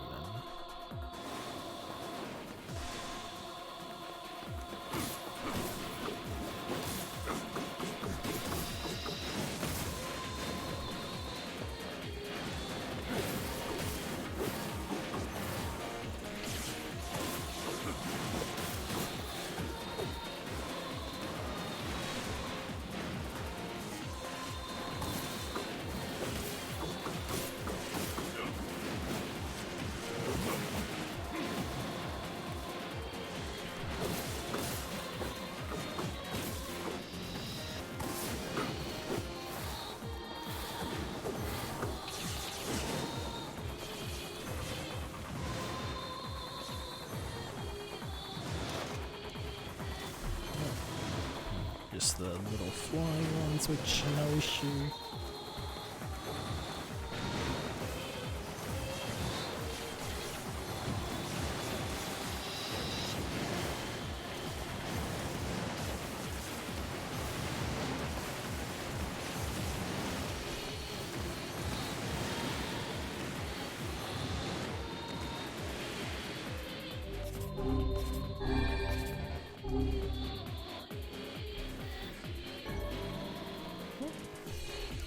Sword.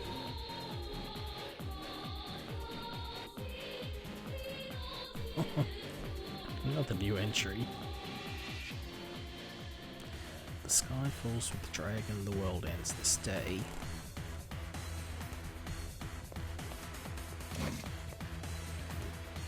Okay, now we're on what looks like a yep, it's a basketball court.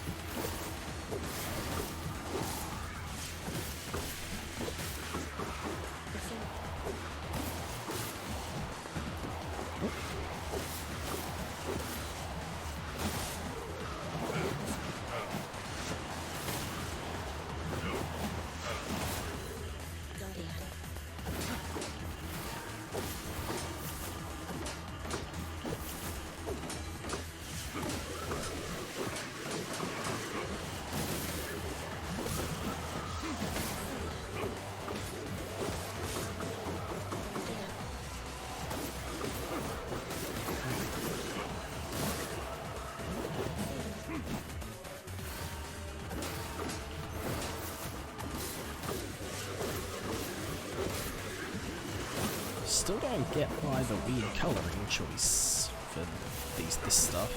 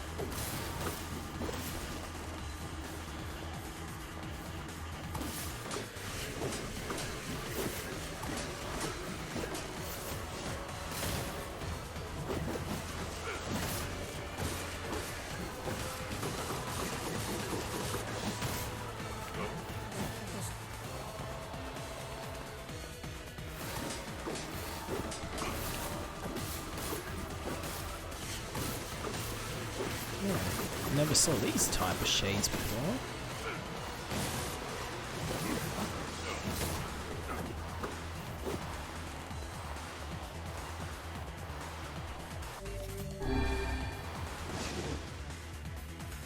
Oh, wait.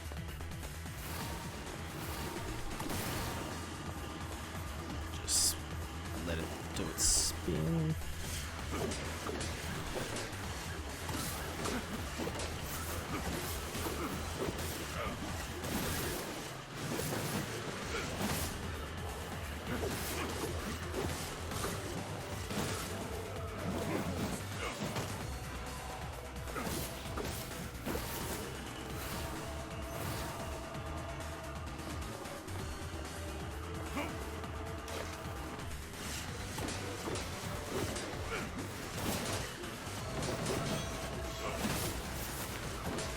Come on.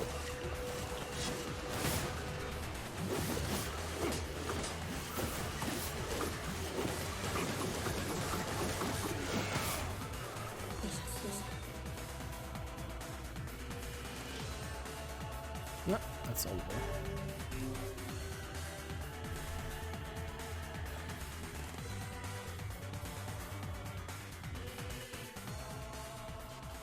Puppet priest collects the accursed prayers and polishes the vessel.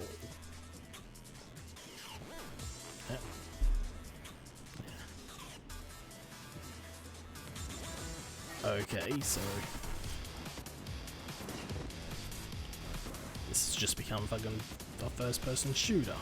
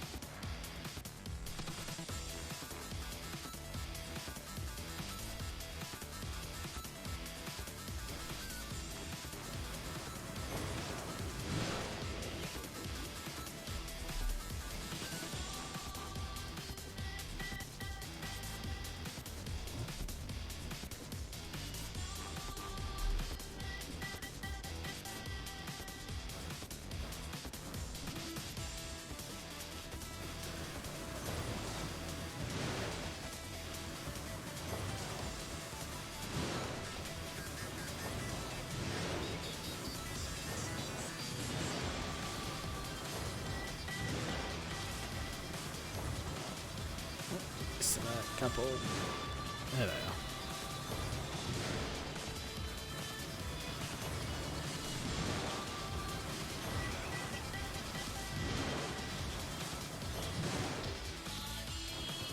Oh, there's one up there.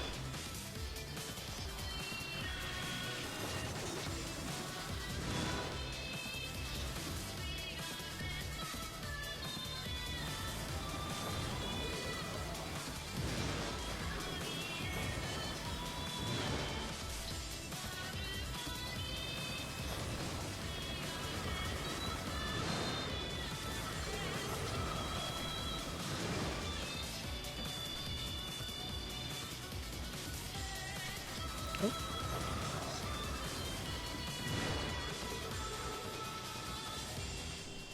Why was there a ball here?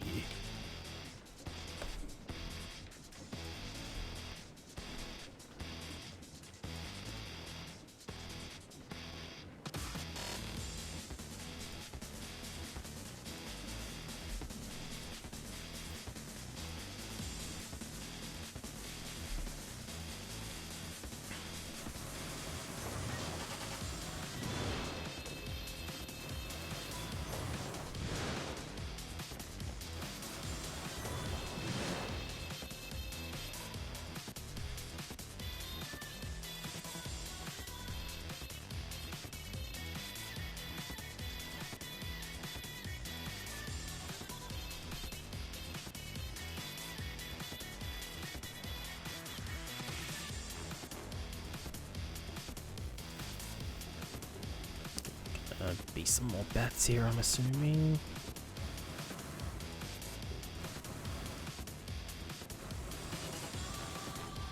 No.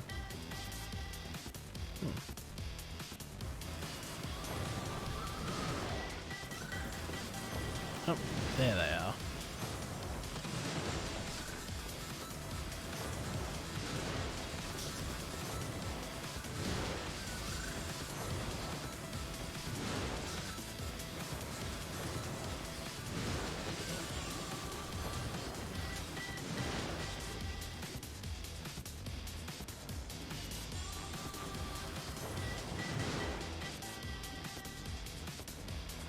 Yeah, one cycle of the city, is that all it is?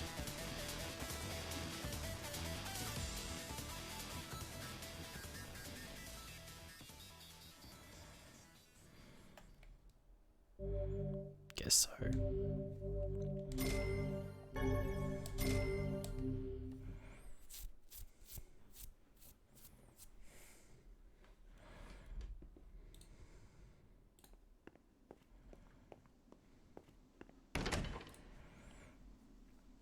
Okay, another door.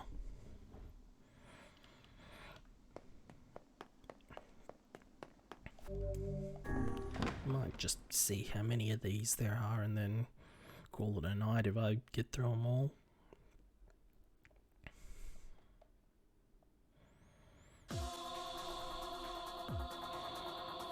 As long as this memory exists, as long as mankind has hope, a bloody battle will be waged of it. Oh, another new area.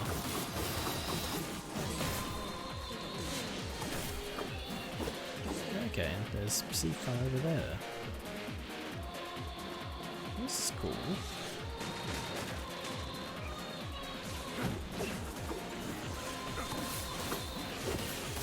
Like little extra dog area.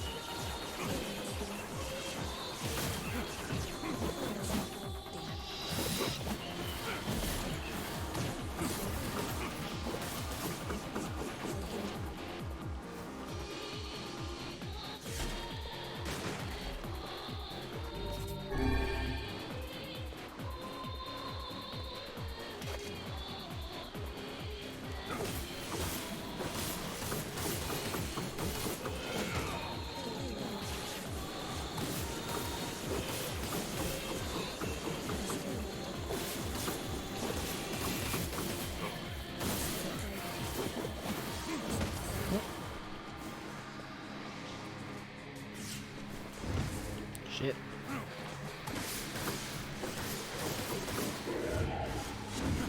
Oh, damn, this one can take a hit.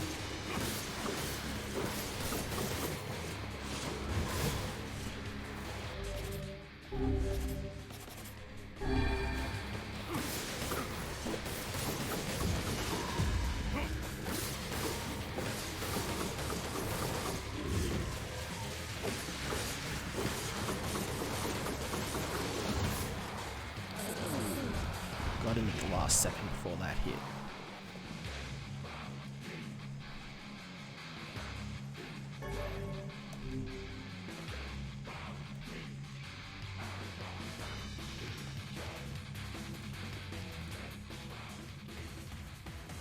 Okay. Simple enough, I guess.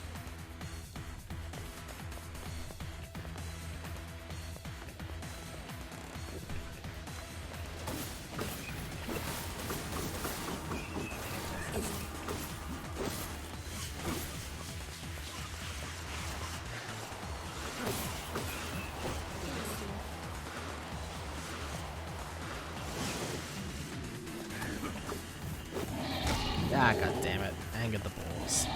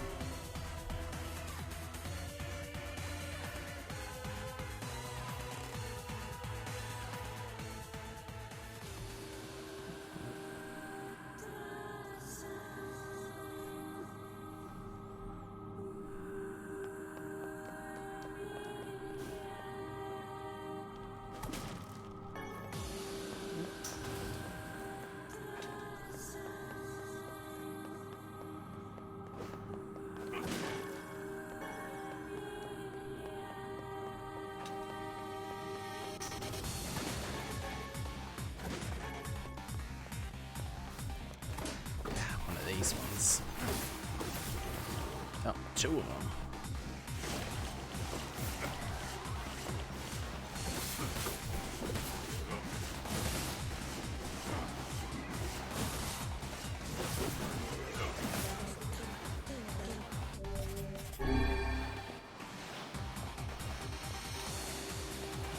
Anything in here?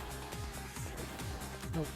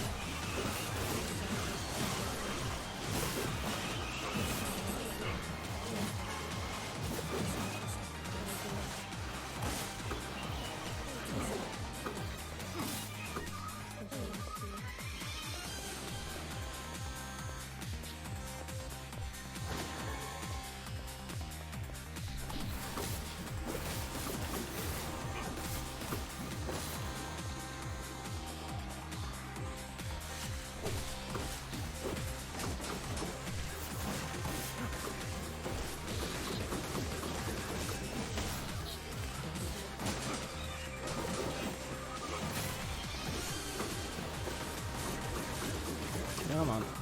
There we go.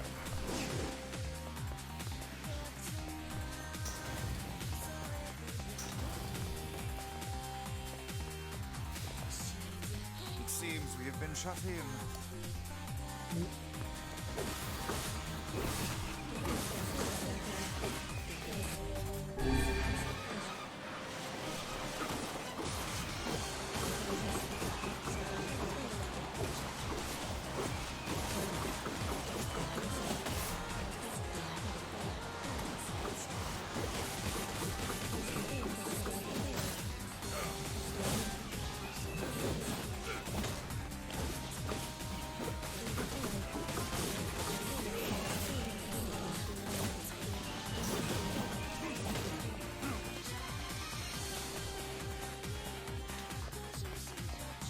I can actually pick up.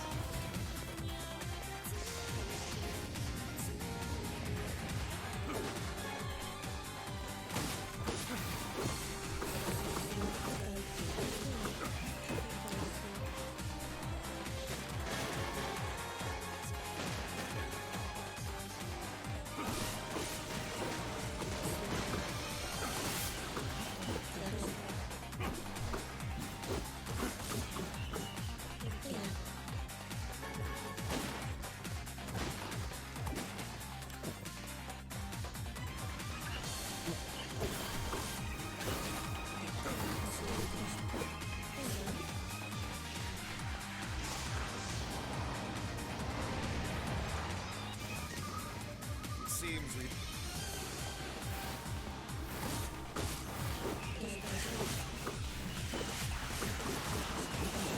Shut it against something we can just shred like paper.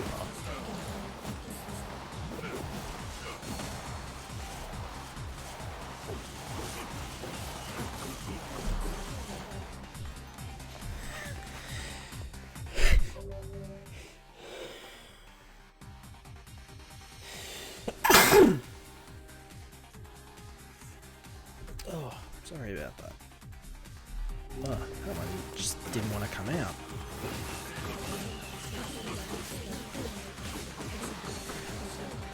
Just didn't want to happen for some reason. Why don't you lock on?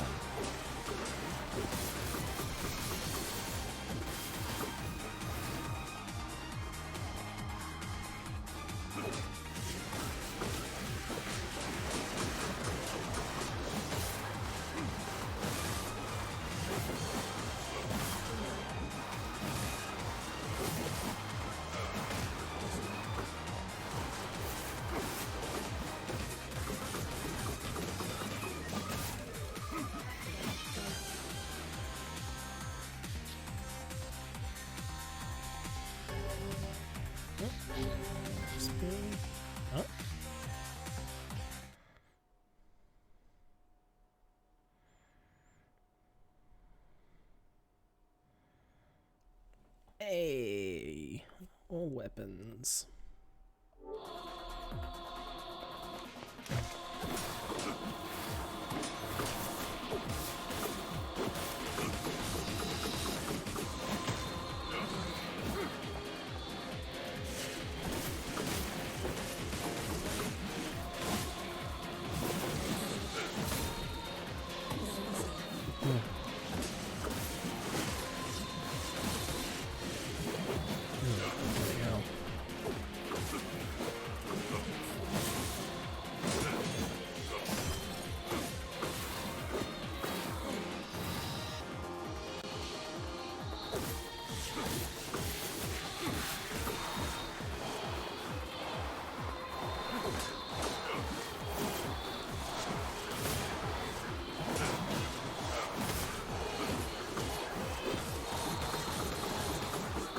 There we go.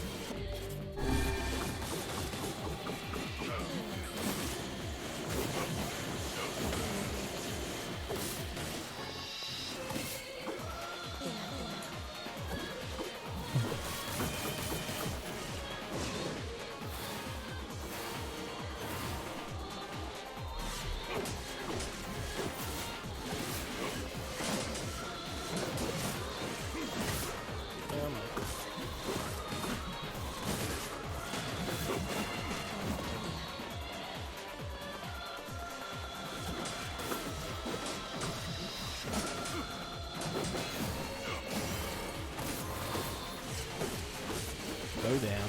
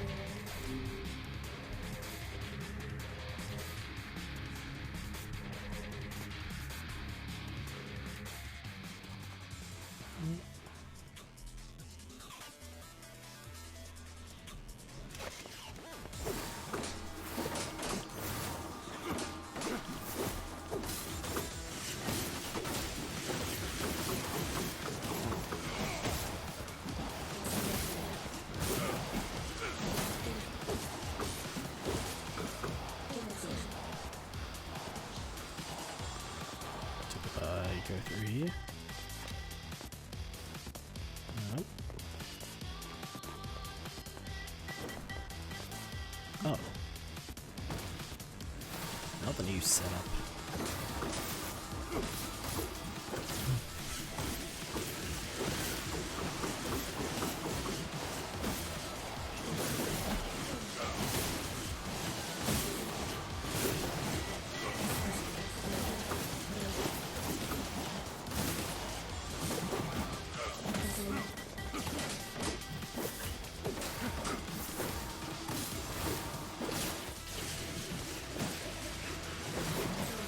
Shit.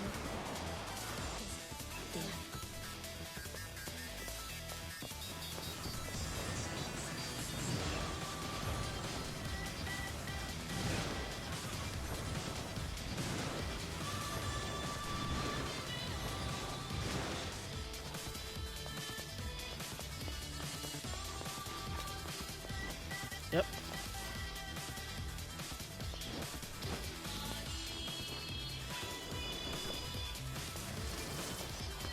God damn it.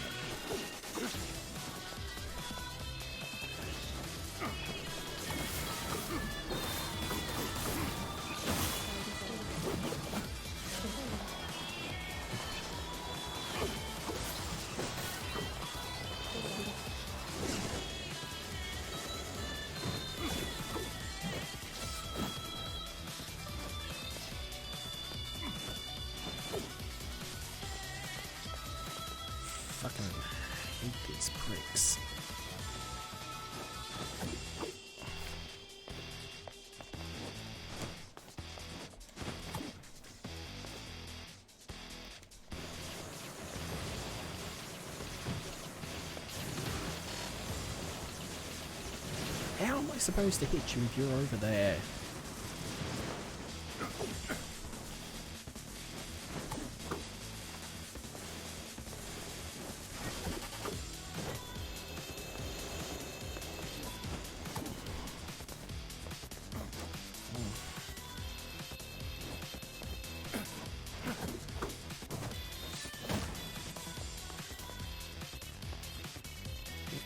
Where the fuck is it?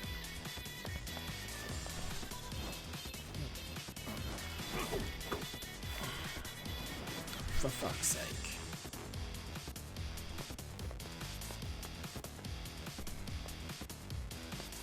Can I? No, I can't get back up on that.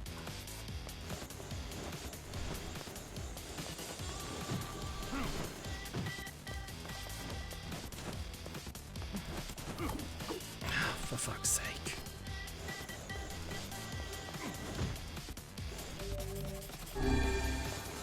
Oh.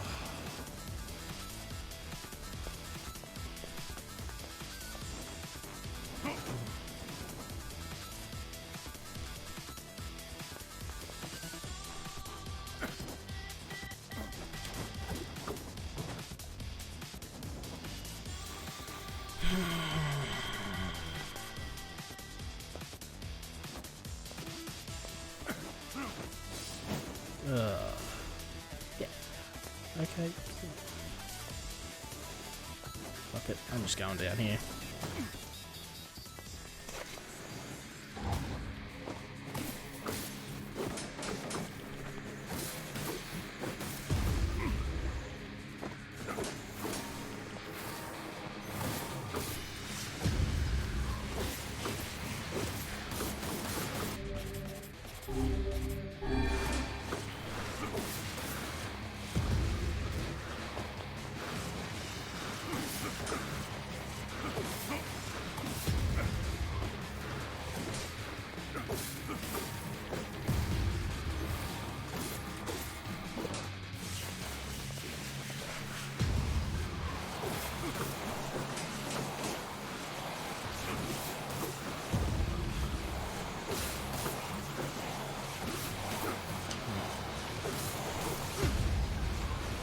There we go, just fucking die so I can take care of the much more annoying one.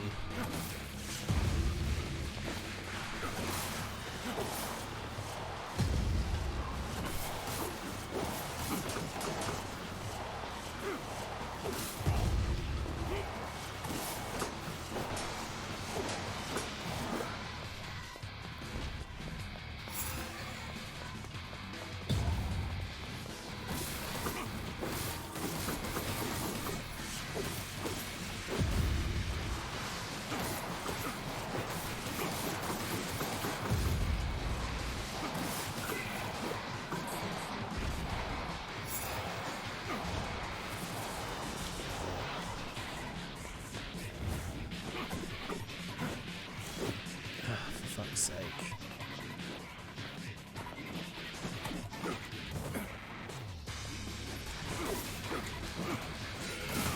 Oh, you fucking cunt, finally. Rotten fucking hell.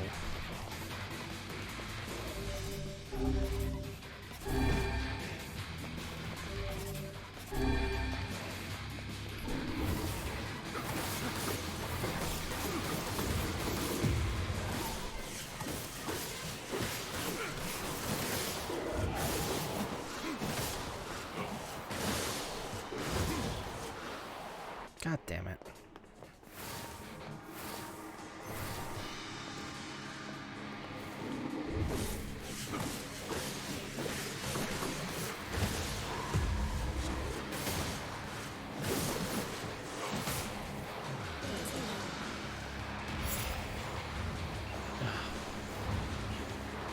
What the fuck are you? You're new.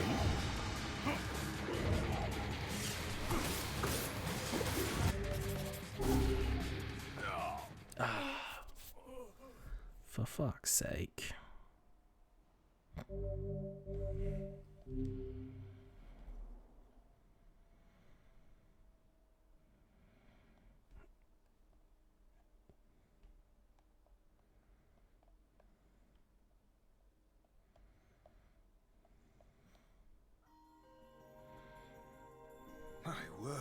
something wrong. I feel as if I know it.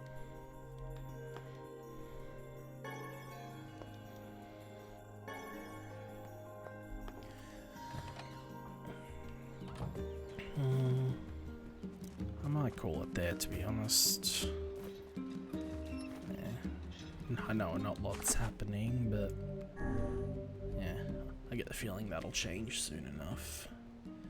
And yeah, I'm just kind of tired at the moment right now, so but just call it quits. So that's all for now.